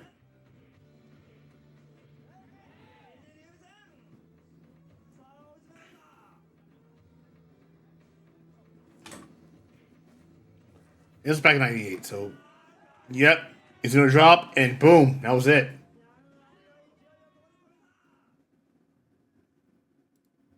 So yeah, that was it, folks. That was it. So after that, it was back in 1999. So after that, yeah, 1 year later, the B-Tribe Cup. That was the end of the Athena Cup and into B-Tribe. But before we jump into B-Tribe, let's go take a break. All right, we're gonna take a break real quick. So when we come back from break, FGC Word today, and then we'll watch the matches for the B-Tribe Cup era. So we're gonna be seeing stuff from VF3, VF4, and then we'll see the most current ones with VF5. See you guys in a bit.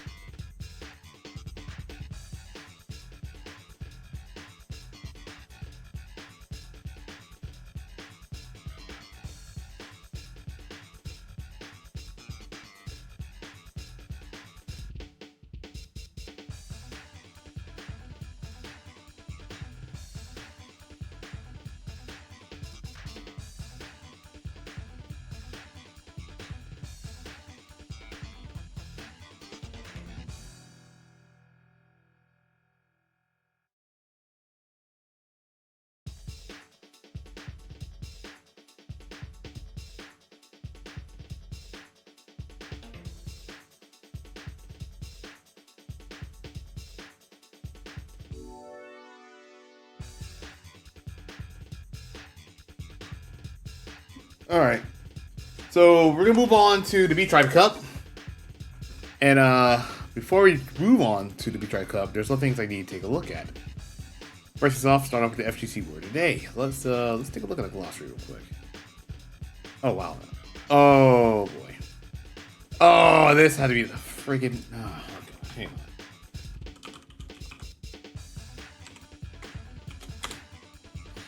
I had a feeling this was gonna be one.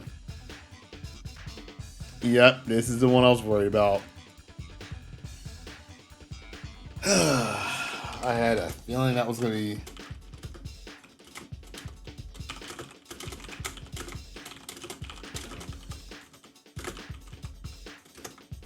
So, the FGC word today comes from Street Fighter, most likely Street Fighter 4, that involves El Fuerte hitting El Fuerte hitting opponents with Fierce over and over, which you can cancel into his run special move.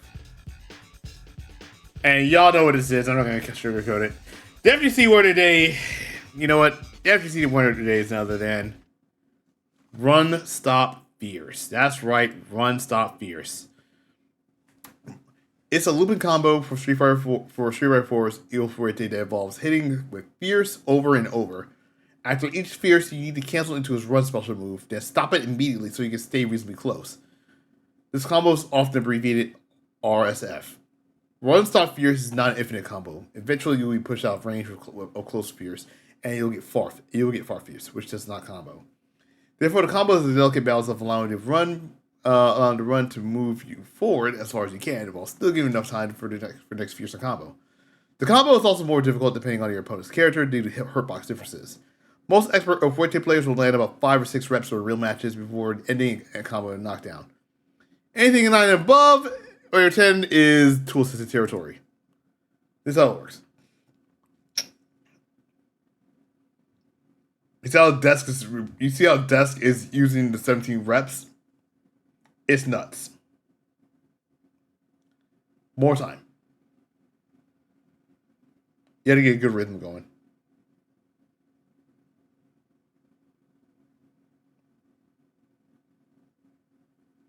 Yeah.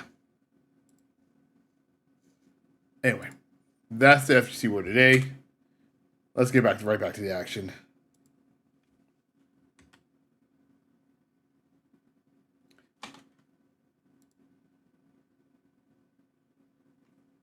I just stopped that, right?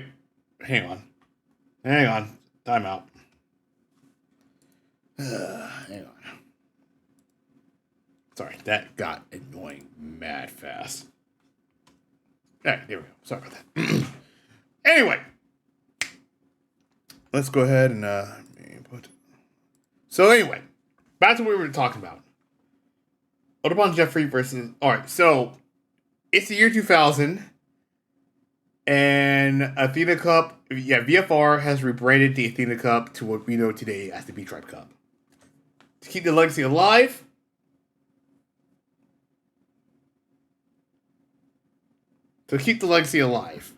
give me a second.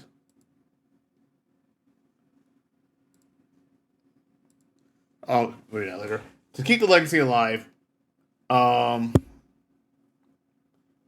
it was the first B-Tribe Cup event was held at Ichikawa's Chiyo once again. And well, this is really interesting.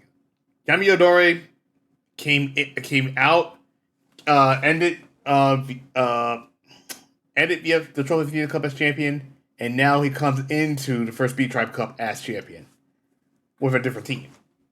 Actually, what is the same team? Yes, different team this time around. Different team with some of, I believe, 3 of the same players, but 2 of the different ones. So, Oya Master and Susukino Lao were involved. Audubon Jeffrey versus Kokuo was actually the first match we're going to take a look at.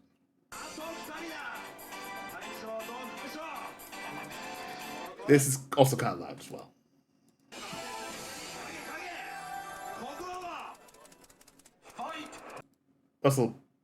Also, we can watch it at a higher pace because, let's be real here, if we can play it, that'd be great.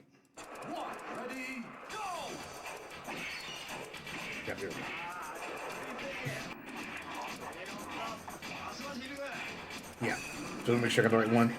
Yeah, Kagemaru. Yeah, this one here. So the first B-Tribe Cup, oof, things were looking a little different.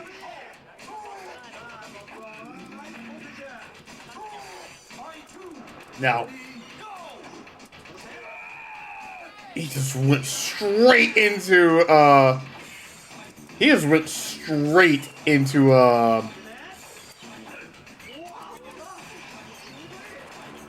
he really just went straight into, Splash Mountain after that one.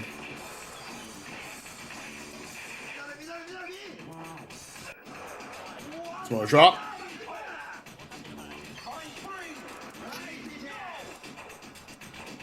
Again. Oh, again! Splash Mountain doesn't break it.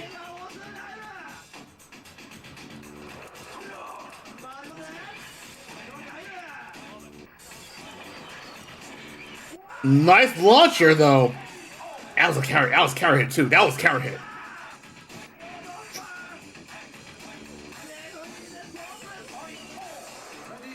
Now, right here. Again.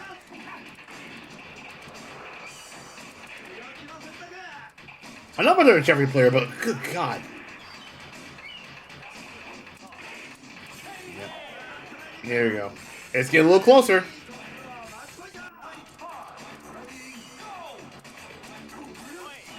There's a break to the row. Backbreaker. The little backbreaker right there.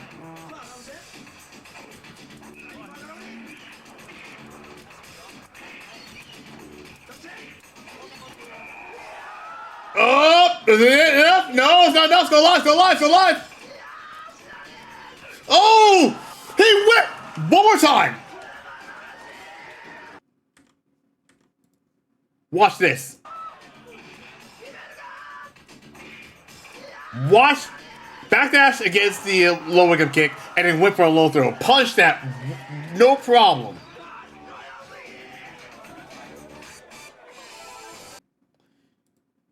He literally, Otapon Jeffrey just legitimately backdash at a right distance. He backdash away from the low wake-up kick. And then low throw punish right after. That was crazy play right there. Next up, same year, second B-Tribe Cup took place. And we had, for the first time ever, we had two MVPs. We had two MVPs. And we also had, two MVPs. We also had a dream match that took place. Shibita and Yami Yodare. Both players. This was a dream match come true. And also, this was also this match. This was the match. I'll say it right now. This was the match that was considered to be on par with Boo Boo Marvel's Diamond Lao. This is actually, again, one of the best matches. One of the best matches in B-Tribe Cup history, next to Boo Boo Marvel's Diamond Lao. Now, another thing I want to point out is that Yami Yodari and Shibuya J, because I'm going to say this right now, those two have been on the same team. Those two have been on the same team. Different team names, but those two have been on the same team. Those two were the first players to win the tournament 3 times in a row. Something that's never been done before in B-Tribe Cup history. This has never been done before. But anyway, the dream match for this one right here, 68 teams. So if you want to do the math right here, 68 times 5. Let's see, 68 teams. 5. We had a total of 340 players. So let's take a look at Chibita versus Yami Yodari. Also want to say for the record,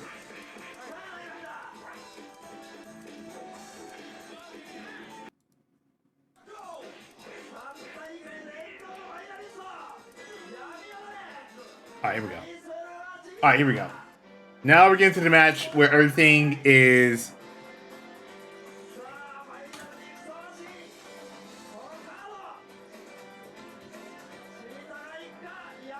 This is where they pick the alternate stage, by the way.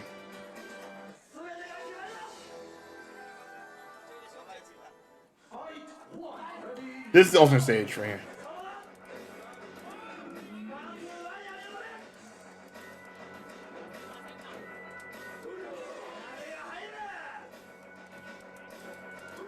Yep, right here. You can see how great this match is. Again, Shibita trying to play really careful.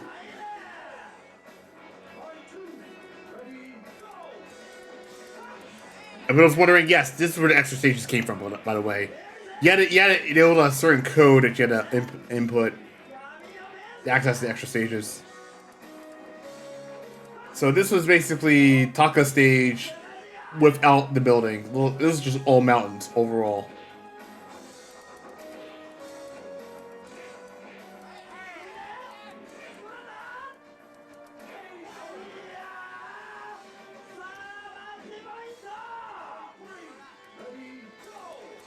So far, like I said, things were looking pretty grim. Shibita had to turn things around. Again, it got thrown. Again, this is VHS footage, so things were not going to be.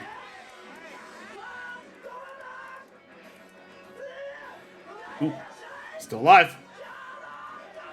2P saved him. 2P saved him. When in doubt, 2P it out.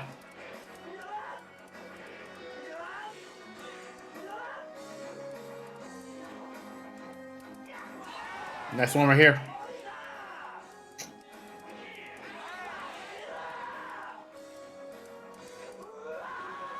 Oh, looking a little crazy. Looking a little crazy. Oh! One more time. You want to know how close Shibita was? Close to near the edge of the ring. He didn't fall. He didn't fall. He moved forward. I thought he would actively run himself out, but no, he was still staying alive. Golden Child right there. Double Luigi.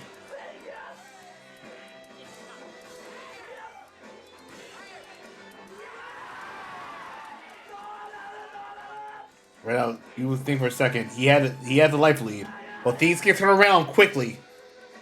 Watch this. Again. He's in dangerous territory. Dangerous territory. There it is.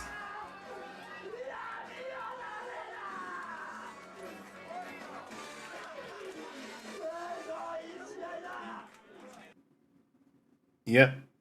That was dangerous territory. He was in dangerous territory and he turned it around. And yeah, Yamadori turned it around at the end. Those two were the MVPs. Those are the first two MVPs there. Next up, we had the third B-Tribe Cup. So we're going to show two matches here. We're going to show Shibita versus Kurita. But we're also going to show off the final match, which is between Mask and Aniaki. And well, this was the final tournament. This was basically the final tournament for Virtua Fighter 3 TV as the mainline game. And of course, it was the year 2001.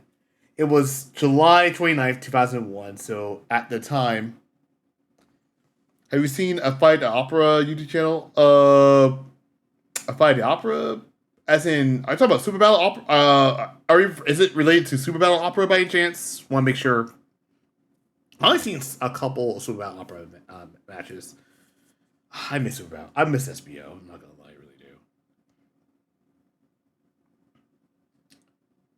While I get that, let me also get the time. Let me get the timer for this one.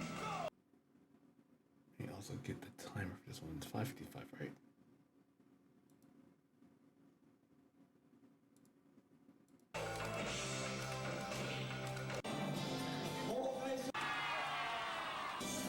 Here, pause right here. This is right here. Yep, SBO archives. I've seen a couple SBO. I've seen a couple SBO matches, but I'm glad. I think I have seen it before.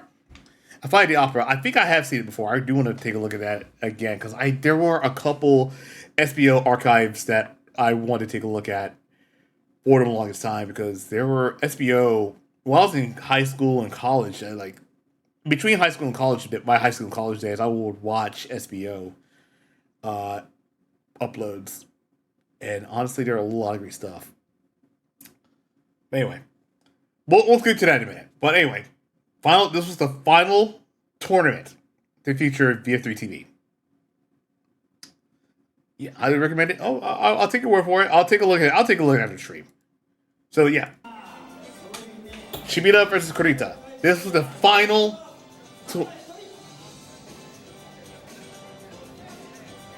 Because I believe around that time, I think, let's see, if I recall correctly, Virtua Fighter 4 was about to be released. I think about a month or a couple weeks from now, as a matter of fact. Yeah, Virtua Fighter 4 was about to be released a couple weeks from now. And, well, this is pretty much our first and only best bout that involves Taka being used.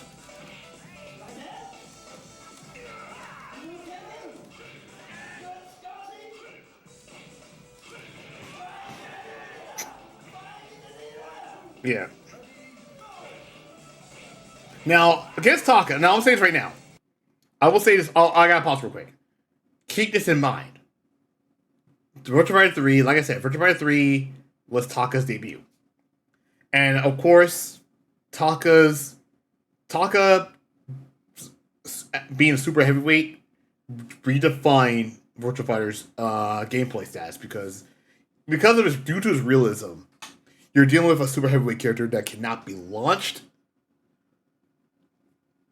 and that has a different effect on his. He has a different effect on certain moves. So certain moves that originally caused knockdown with certain characters. It now does. It's now minus on hit. For that matter. Not to mention, I want to say this right now, throws will change in animation. So if he says he's too heavy to be picked up, he has to readjust.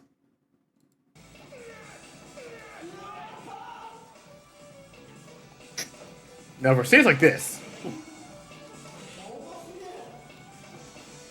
where things get a little too crazy. That's no break.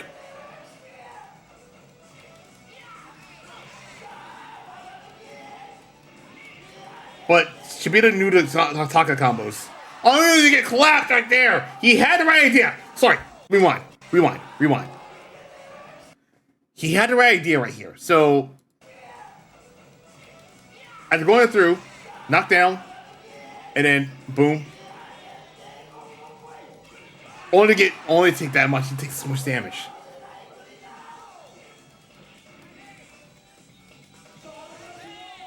Like, he is a very heavy character. Very heavy character to get knocked down. Ooh, now dealing with the stairs. Head shaker, love that move. I forgot that head shaker was early as Virtua Fighter 3.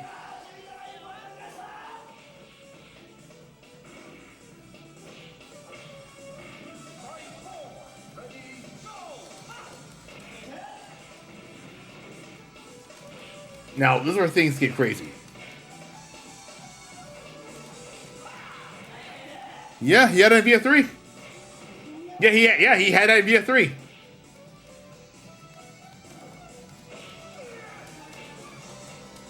Dealing with the stairs can be a pain, but if you know what you're doing, you should be fine. If you know what you're doing, I think you should be fine.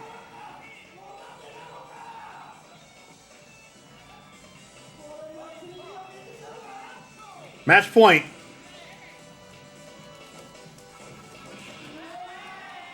Yep. Again, this is where you're playing moral works here. He has a life lead. He has a life lead. Still has a life lead, but time's running out. He's trying to run the clock out, but the problem is Kurita is really trying. He tossed him. Look at that damage. Look at that. One more time. Look at the damage of that toss.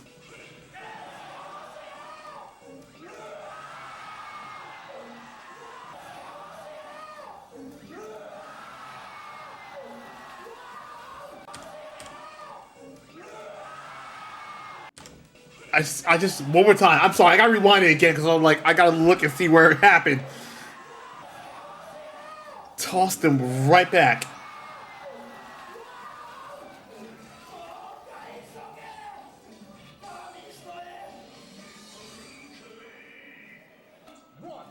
Now, I think the last match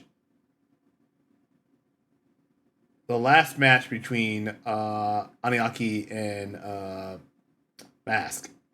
Actually,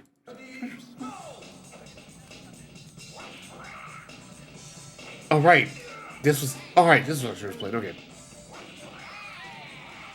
all right, cool. That was the match. I was just checking to see. All right, the final match: Aniaki versus Mask. Mask was actually using Mask was actually using Mask was using Taka for this one. Again, this was the intense showdown that closed it off. I'm gonna show this off because of four reasons. Watch this. Elbow.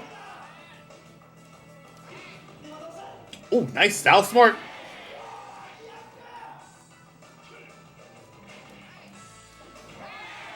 Nice one.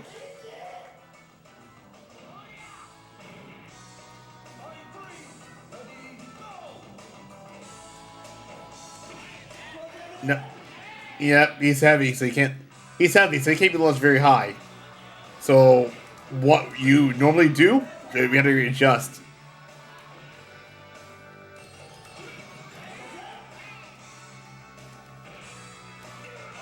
Good toss! Again, neutral throw. That's right, this was a neutral throw. A reminder that this used to be a neutral throw before it was changed to a crouch throw. Old school VF fans know this, but if you're a new VF fan and you didn't know this, now you know. Once again, that was originally Akira's neutral throw.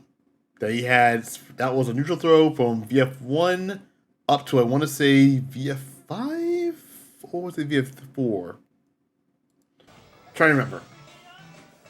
I want to say VF5, but I could be wrong.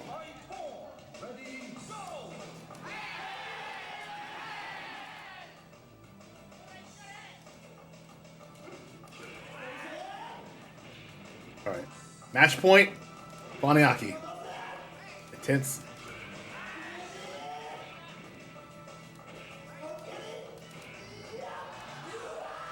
Oh! There it is! Right there! And there you go. And that was when that was the proper send off. That was a proper send off. Now we're gonna go to YouTube for the rest of the stuff because we're gonna take a look at 4th and 5th B-Tribe Cups. I cannot find the 6th and B-Tribe Cups, but I can find other different ones. We can definitely take a look at modern ones. But anyway, Virtua 4 came out in 2001. And well, Virtua 4 reverted back to, as you guys guessed it, Virtua 4 reverted back to the 3-button move. Not only that, the traditional stages returned. We had open stages. We also had the wall stages as well. 2 brand new characters joined in the fray. However, one character, which is Taka, was nowhere to be found. That is because Taka's physics was deemed too difficult to be used on the Naomi 2 hardware. He implementing a super heavyweight character with new technology like that was a huge challenge, and they were running out of time. So this was the first time in history where a character did not return to VF. So we had players we have players that were playing VF3, we have returning players that were playing VF2, and then we have brand new players coming in as well. This is where the competition got really intense. And let's take a look at the 4th B Tribe Cup real quick. Let's take a look at the 4th B Tribe Cup. The 4th B Tribe Cup. This was basically... Star Trek tells us that I gotta mute this because reasons. Alright. This was basically the first... This was the first and only, I repeat, the first and only BF tournament. This was the first and only B-Tribe Cup tournament to have it. So I think, if I recall correctly, what was the match I'm looking for? Muki Akira versus Koryu was the one I got to look for. Was it the finals? Yep. I was right. I could... Well, honestly, can I see the introduction for a second? This is actually, let me go ahead and like that as well.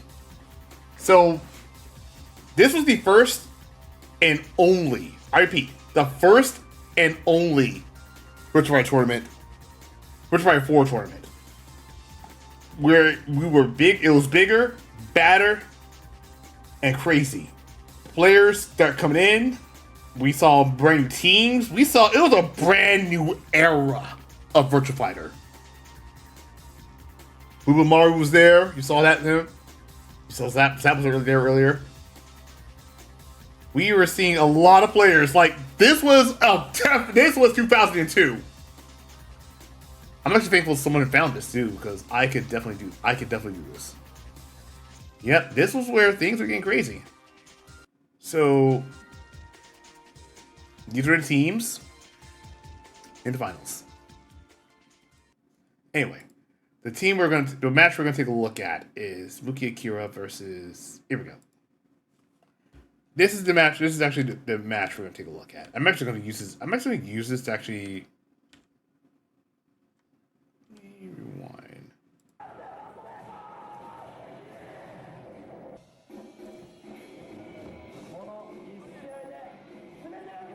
So, actually, pause real quick. So, one thing about Virtua Fighter 4, I'm gonna copy this. I'm gonna copy this now. We're gonna open this up because I'm gonna download that for later. So, the 4th B Tribe Cup. I want to say this right now. For Virtua Fighter 4, this was the first Virtua Fighter game in the series to. Let me also download this as well about it too. Cool. So, Virtua Fighter 4 was the first game in the series to have customization in terms of costumes. It was something never seen before.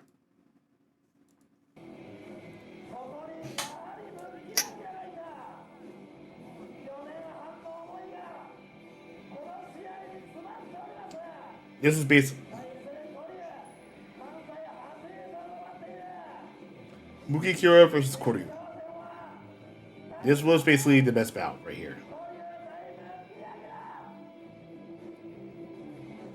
High fence, unbreakable. Yeah, these are all the stages that you could definitely do. And actually, real quick, one thing I've noticed as well. Let's rewind that. You see, if you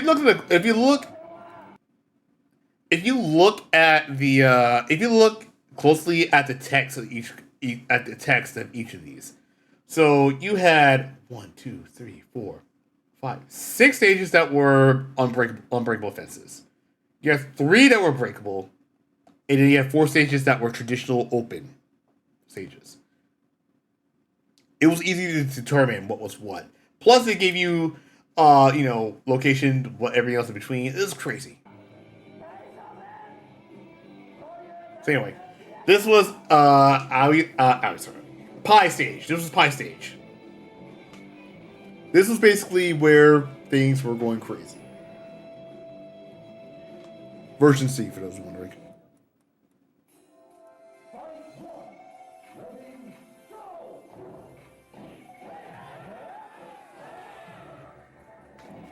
Yep.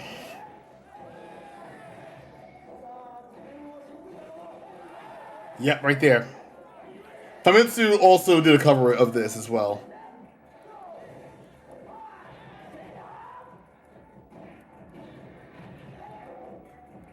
Yep. Stage is taken out of. Yep. So there were three types originally in VF. There were three types originally in VF4. You know, breakable, unbreakable, and yeah, breakable, unbreakable, and open. They're breakable for either half or full. Half fence or full or long fence. Okay, Kira's actually doing crazy stuff. All right. By the way, this was pretty much. They're night and day variations. Some stages. Yeah. Well, yeah, obviously, yes. I remember there was, I think it was, but also I think this game also had, also I forgot to mention this as well. This game also had, you could also play past VF music as well. Yeah, you could play past VF music as early as VF4. What was, which I think was also the case in the Japanese version as well. But you can see how fast paced this game is. This game was so fast paced.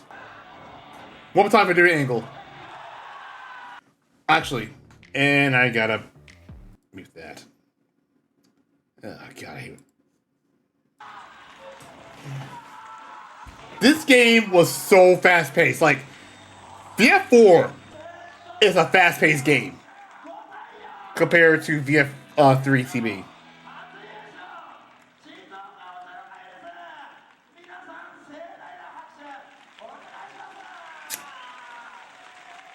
Also, I had to download that as well because I had to download that for my own reasonings. But yeah, that was actually very good.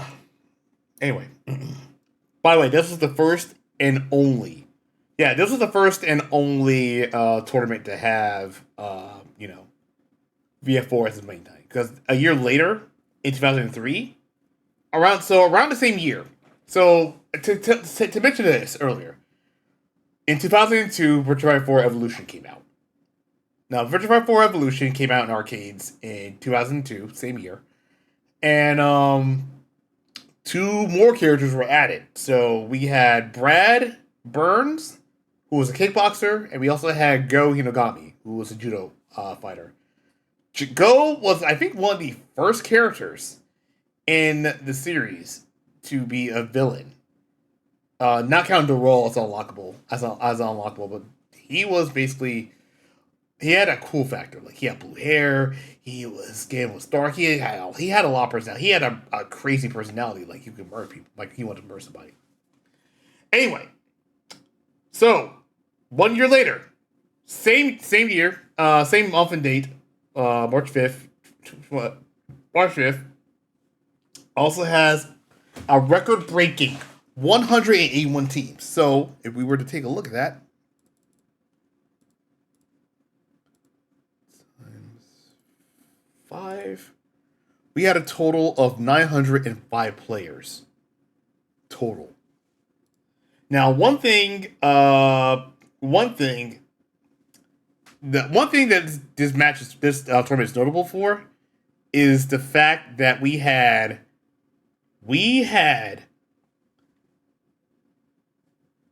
two players. We had two players from 2D fighting games.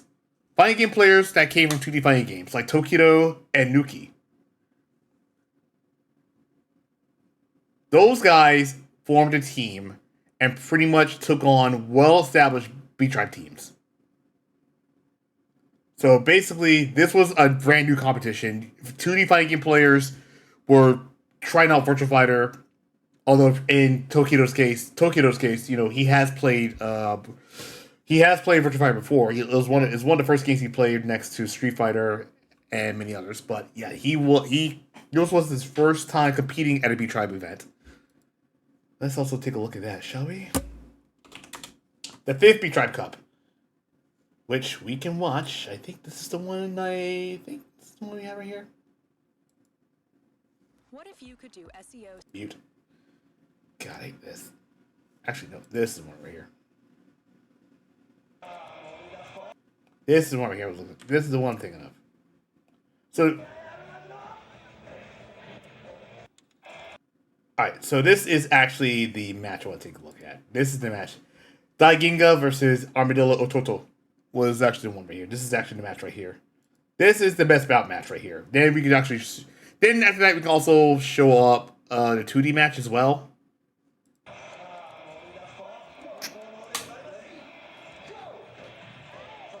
So, this right here. You can see, like I said, this is a very fast-paced game.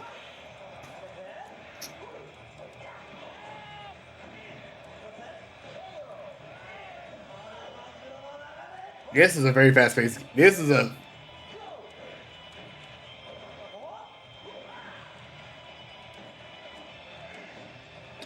very fast-paced game right here, folks. And like I said, Virtua Fighter, nice low throw punish right there. Nice break.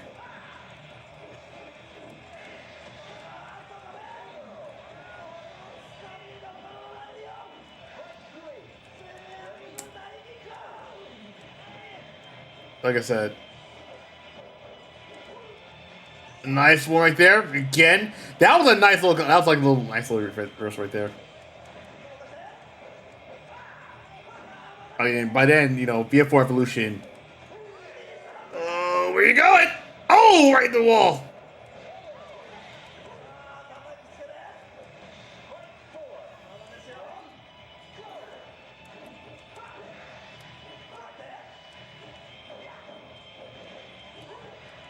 Nice launcher right there.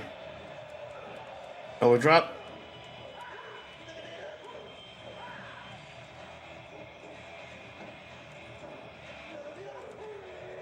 There you go, in right there. That is so much damage, by the way.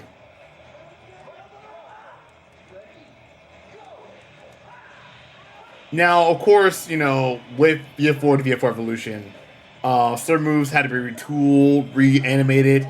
Some moves had to be taken out. It was completely different, you know. It felt like a completely different game.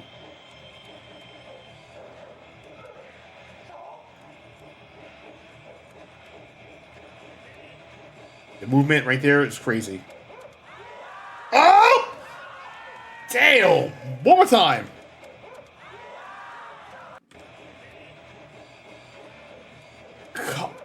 Caught him in the crouching state. He caught him right at a crouching state.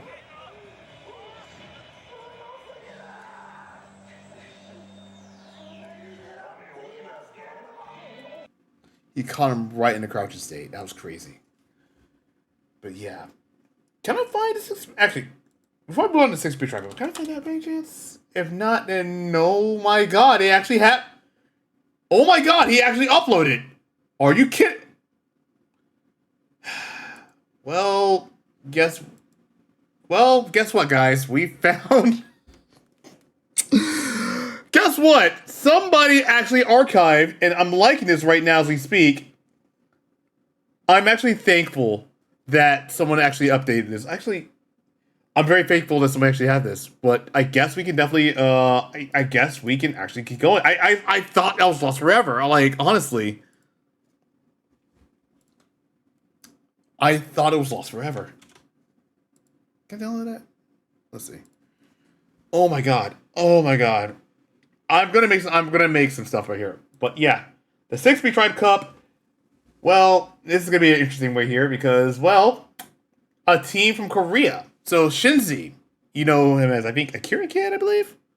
Shinzi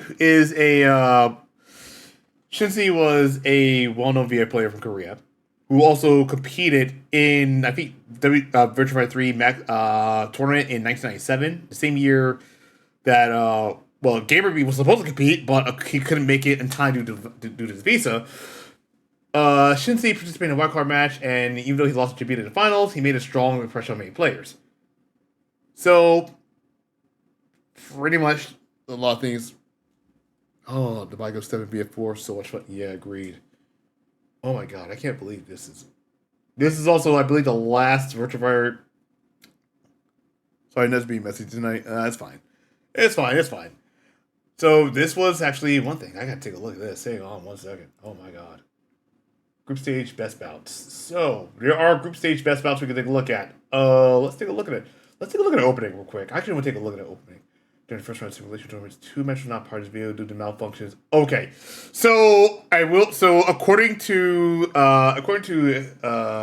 Germany, he mentioned that there are the first round single elimination matches. 2 tournament matches were not part of the video due to malfunctions during the recording, and so there were a lot of audio skips during the tournament because of that. So just a heads up, if that happens, we'll see a lot of things.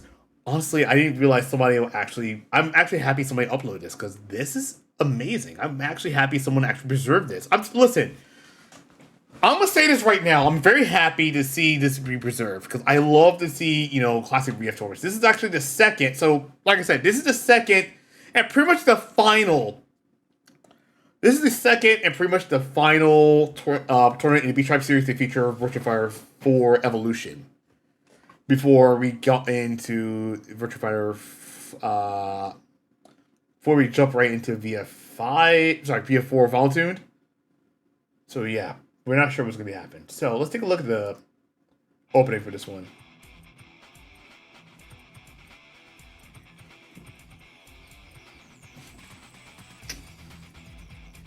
Love the intro right here.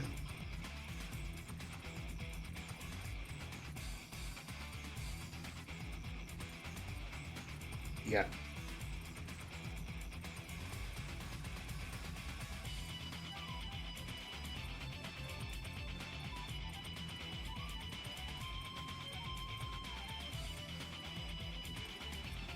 That flute is hardcore as hell.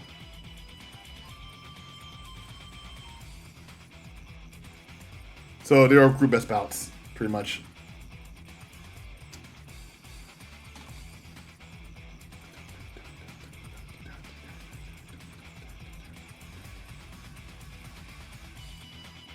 This is so badass.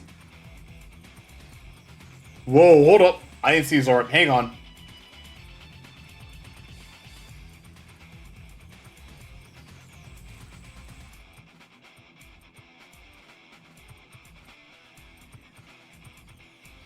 That's Leon. Okay. And they had an artist. He should have a designated artist to sign this stuff. So yeah. All right, group stage best bouts. So the regulation of the tournament goes as follows. They explain this. So of course, it was March 21st, 2004. Different arcade, 173 teams, 5-on-5, VF4 Evolution was the main game.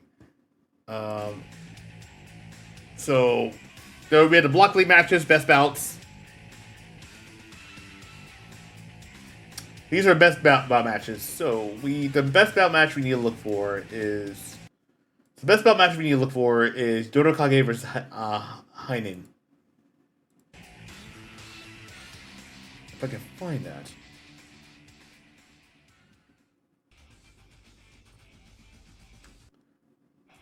Let's see. Who won this year? Oh yeah, also the Curious team won. Alright, so I think the finals.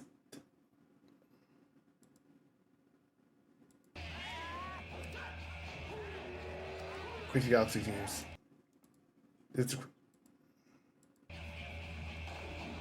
Who was in the finals for that one?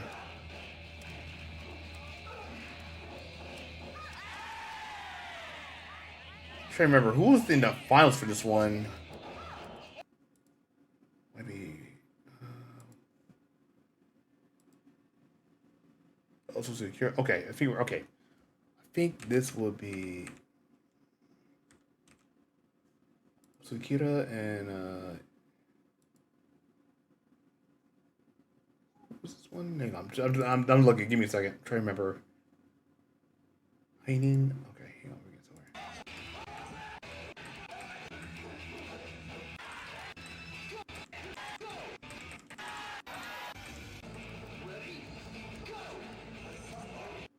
All right, Heinen. Okay.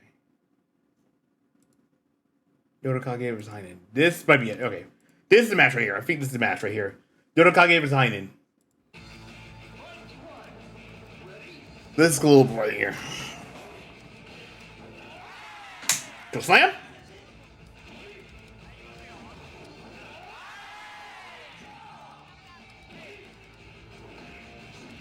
I think this was not it, was it?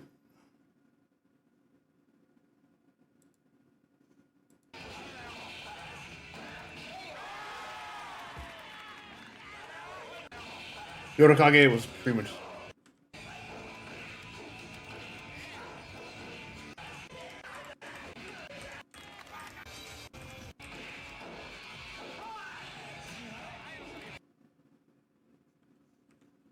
I'm trying to remember which was which. Sorry, I'm just trying. If it's me being quiet, I'm just. Okay, never mind. This is actually.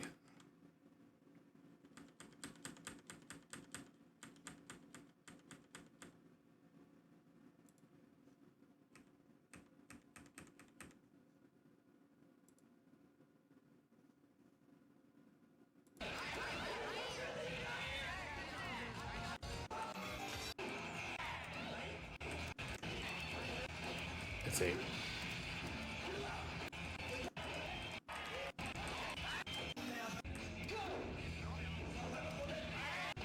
I'm trying to remember which match was here. Try to remember which match was which. Sorry, give me a second. Yeah. Let's see. Yodokage versus Heinen. Was this the right one?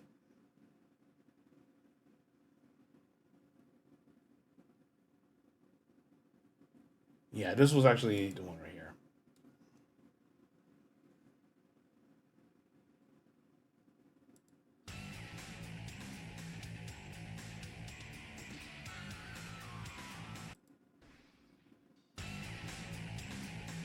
These are all best bouts here.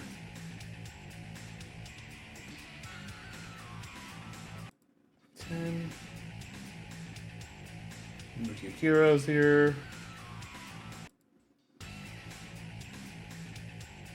I remember. Shibita was there, right? Yeah, Shibita.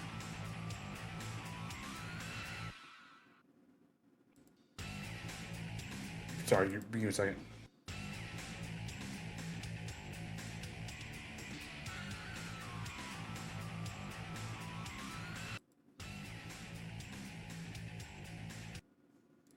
Let's see. I will have to find a match later, but yeah, I feel like one. Well, you know what? Just to see in this place, let's take a look at. Let's take a look at it. Let's just take a look at one of the matches here. So heroes find it here. Secure. Let's see.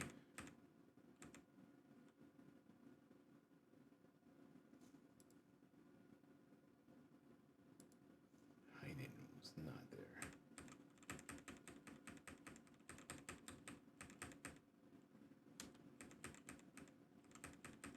I do remember this. I do remember he was there.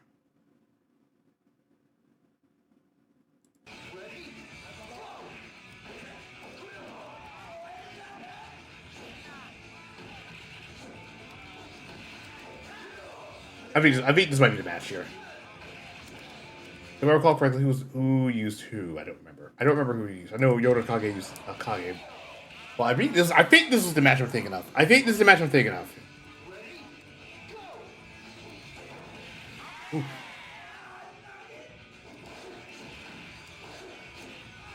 I think this might be the match I'm thinking of. I could be wrong.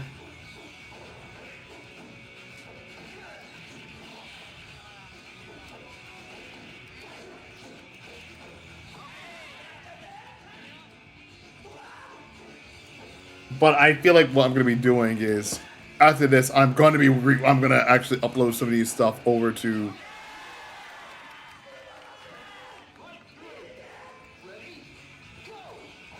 Yeah, I feel like I'm gonna be uploading more match stuff, and that's why, because good lord. I was not expecting this to be a thing, really. But yeah.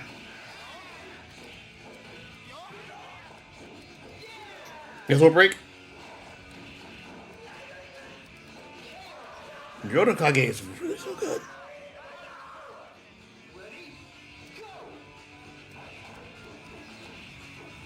I gotta say, someone actually preserved this, and I'm very happy that they preserved this because, like, good lord, I feel like I definitely need to rewatch. I need to watch this. You know what? I'm wondering now. Does he have the? Oh god. Does he have the 7B Tribe Cup? Because if he does, I would watch the hell out of it.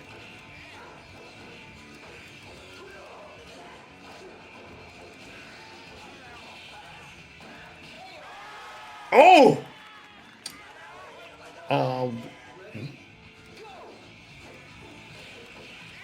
Also, my Japanese is not as good as it once was.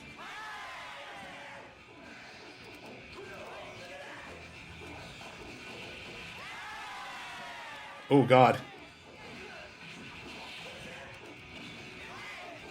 Groin kick right there. Oh, look at it close. Oh, 2P!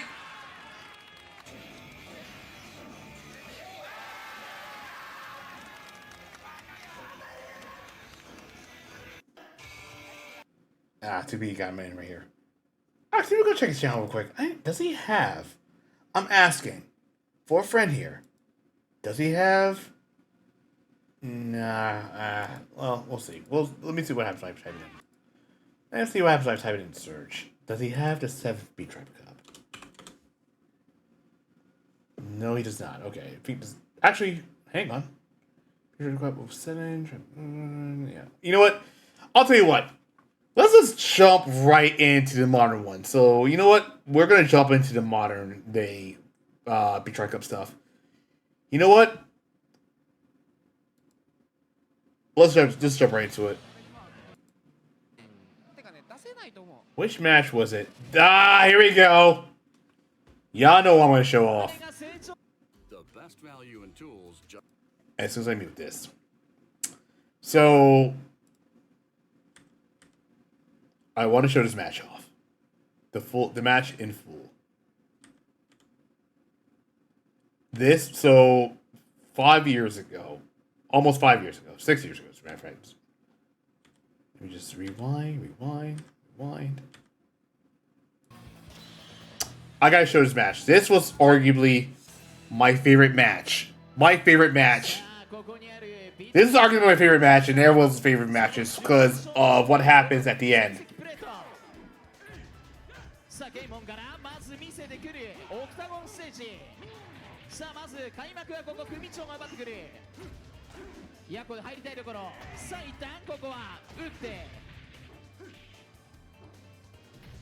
Let's block right there. Both players are playing really good neutral.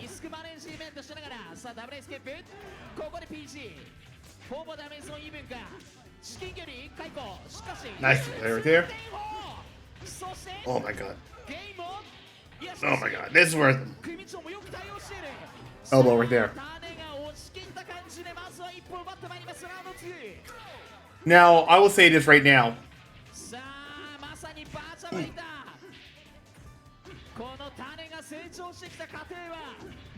Let's fill the room. It's my turn. Not all. He dropped it.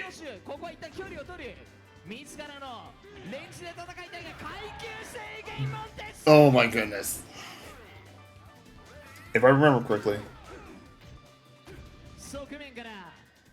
Is this the one right here? Oh, nice one. Not bad. DT.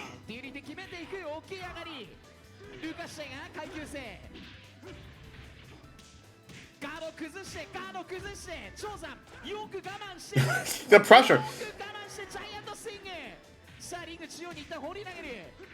Oh, nice one.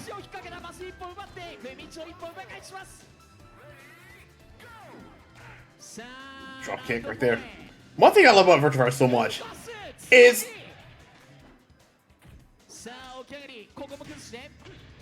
yeah. That's one. 基本の PK でしっかり取りに行くうまい経験ここはトリッキーに動く種の動きに Oh god. Oh, the cross up! I love the cross up! He did a cross. Oh, one more time, one more time. He did a cross up jump kick, right?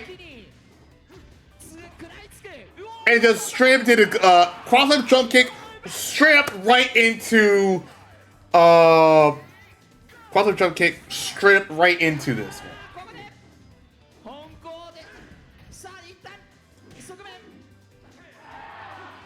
This is the match right here. I think this is the match where their biggest comeback happened. I think this is it. Watch this. Watch the comeback right here.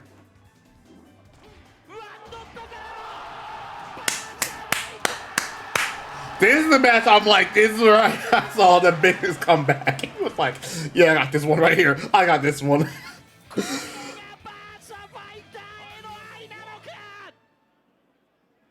I gotta see that one more time.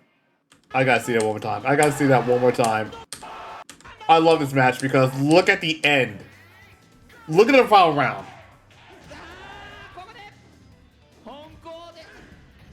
Tane, I think it's called. Tanu had the match won, for the most part.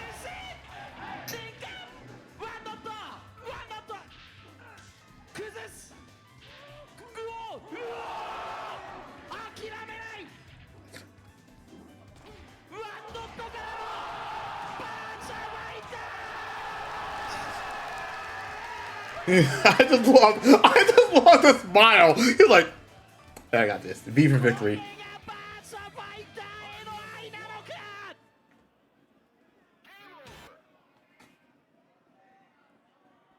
V for victory. Oh, and then R.E.V.O comes in here too. Oh my god. Like, honestly, that was arguably my favorite. That was arguably my favorite match of from 2019. Let's see. Let's go back and find our match. Let's go take a look at. The most recent one from 2023. A Science and Kirk success story. This is from Majin Obama. So this was from 2023. So although I'll say this right now, although VF5 Ultimate Showdown was out. Players preferred Final Showdown, since it's easy to use, plus cards or valid stuff like that. This was also the first Virtua Takeover. This is also the first B-Tribe Cup. So this happened around the same. Day as the 18th as the Cooperation Cup with Street Fighter 3 Third Strike. This is where things were pretty damn good. These were things where this was the first B-Tribe Cup event to have English commentary. And Majin Obama, this was part of DreamHack Japan. This was held at DreamHack Japan. Oh my god. Let's take a look at top 16. I think let's take a look at some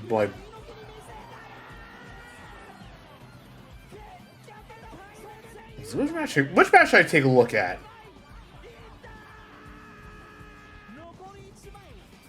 Would you watch it in English? Because let me see.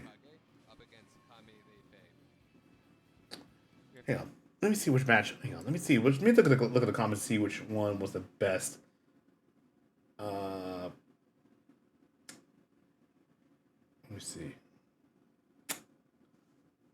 me see. Which was the best one? So top 8. Let's be. Try to figure out which one I should definitely take a look at. Mission to God. Let's see. I'm trying to figure out which one I should definitely look at.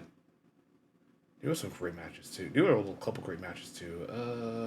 Which was one? Let's see.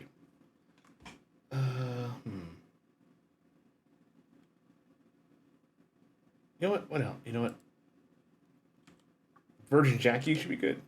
I think this is one. I think this might be the one I remember watching the most. Now, one thing about this, because we're dealing with English, U.S., we're dealing with, I think also a couple of our American players also competed here as well.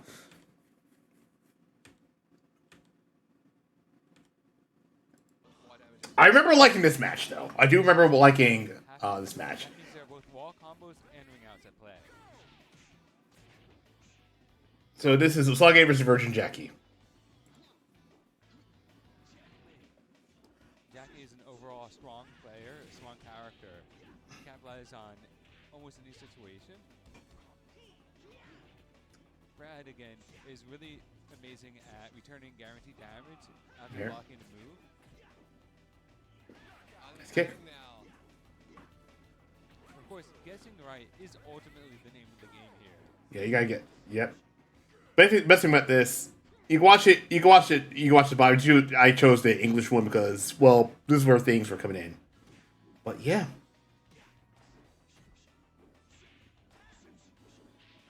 Oh man, Osage's swaying. Osage's swaying. Oh my god! One more time. Count one more time. One more time. Look at this. His attack scene going that slipping. One more time. Look at this. Look at the ducking sway. The ducking, the swaying, Slipping, the ducking. the flipping, ducking. Like Osage's movement with Brad. It is crazy. I remember liking this match. Because I love the ducking, the swaying, all that good shit. It was like you're looking at it. Black players are built different, my dude. Like ducking, swaying, they have so much tools they can work on their arsenal. It's so good. Nice defensive, dodging by this Jackie player. Yeah, Brad, after some of his attacks scene going that slipping, the ducking, and it can be very hard to see what. That was nasty. I love that. I love that, folks. All right, should you try to attack him, Brad out of it?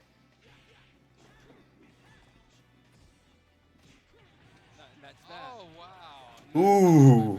Solid defense from Brad. Jackie went for those lightning kicks at the end of the round. Brad knew exactly what to do. Did not get hit and managed to pull out the end of the round there. But no. See more and more people approaching the stage here as the semifinal match continues. Yeah, the other boots are shutting down. Nice one here. Ooh, nice one.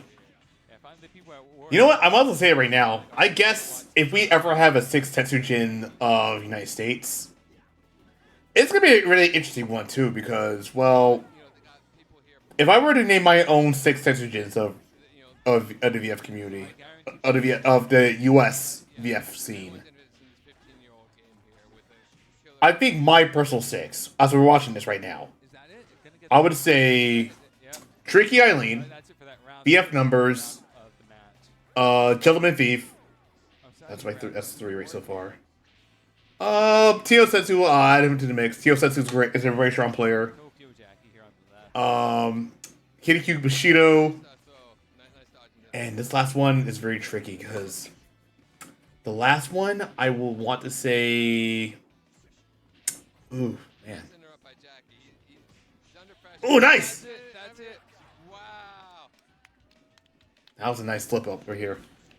Huh. I'll say those 5, and then the last one was very tricky because I've seen. Let's see, a lot of players. There's a lot of players that are really good. Like I could add Crazy Drunk. I could add Adam Yuki. They're both strong players. Real Animator, I could add him as well. I guess. Then again, I could add Adam. I guess I can add Adam Yuki because he's also a strong player. Those will be my 6. I think those will be my 6 in my opinion. Yeah. Tricky Eileen, VF Numbers, Tio Setsu, Kirikyu Bushido, Gentleman Thief, and Adam Yuki. Those will be my 6. Yeah. I'm making my 6. Those are my 6.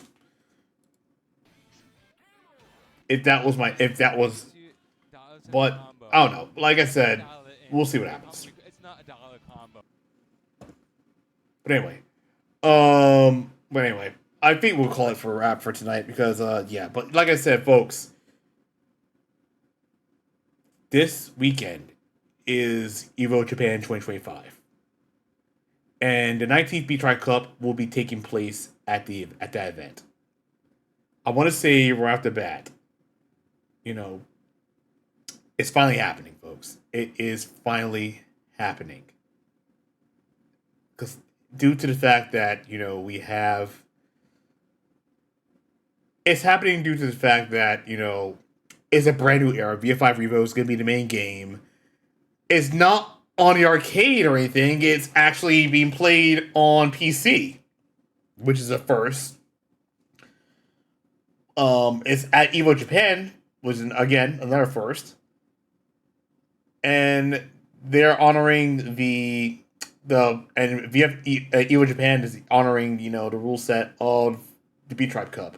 So I will be watching it alone or probably with friends. I don't know if I'm gonna stay up and do a stream on it, but we'll see. We'll see what happens. Because I do want to watch EVO. I actually do want to watch EVO Japan. As a matter of fact, I actually do want to watch that. But yeah, that's all I gotta say. Really, I can't wait. I really can't wait. I'm hoping to hear some news for VF6. Like, there's so much stuff I'm gonna look forward to. There's so much stuff I want to look forward to. I can't wait. I really cannot wait. Anyway, this Friday will be Sega vs. Capcom. It'll be there. I'll say this as a placeholder, just in case. We are gonna raise somebody for tonight because, yeah. Yeah, I can't wait. Like I said, I can't wait. Hope to hear more information, everything else in between. Like, I really can't wait. Anyway, oh man, let's go ahead and raid somebody for tonight. Let me take a look. You know what? I haven't rated James Chen yet. He's actually doing a podcast. Let's go ahead and rate him. Yeah, what the hell? Now let's go ahead and rate James Chen, folks. Yeah, we're gonna do. I got a message for him.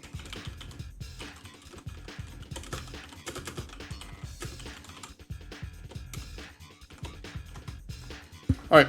I'll see you guys on Friday for Sega vs. Capcom. Thank you guys for watching. See you guys later. Peace.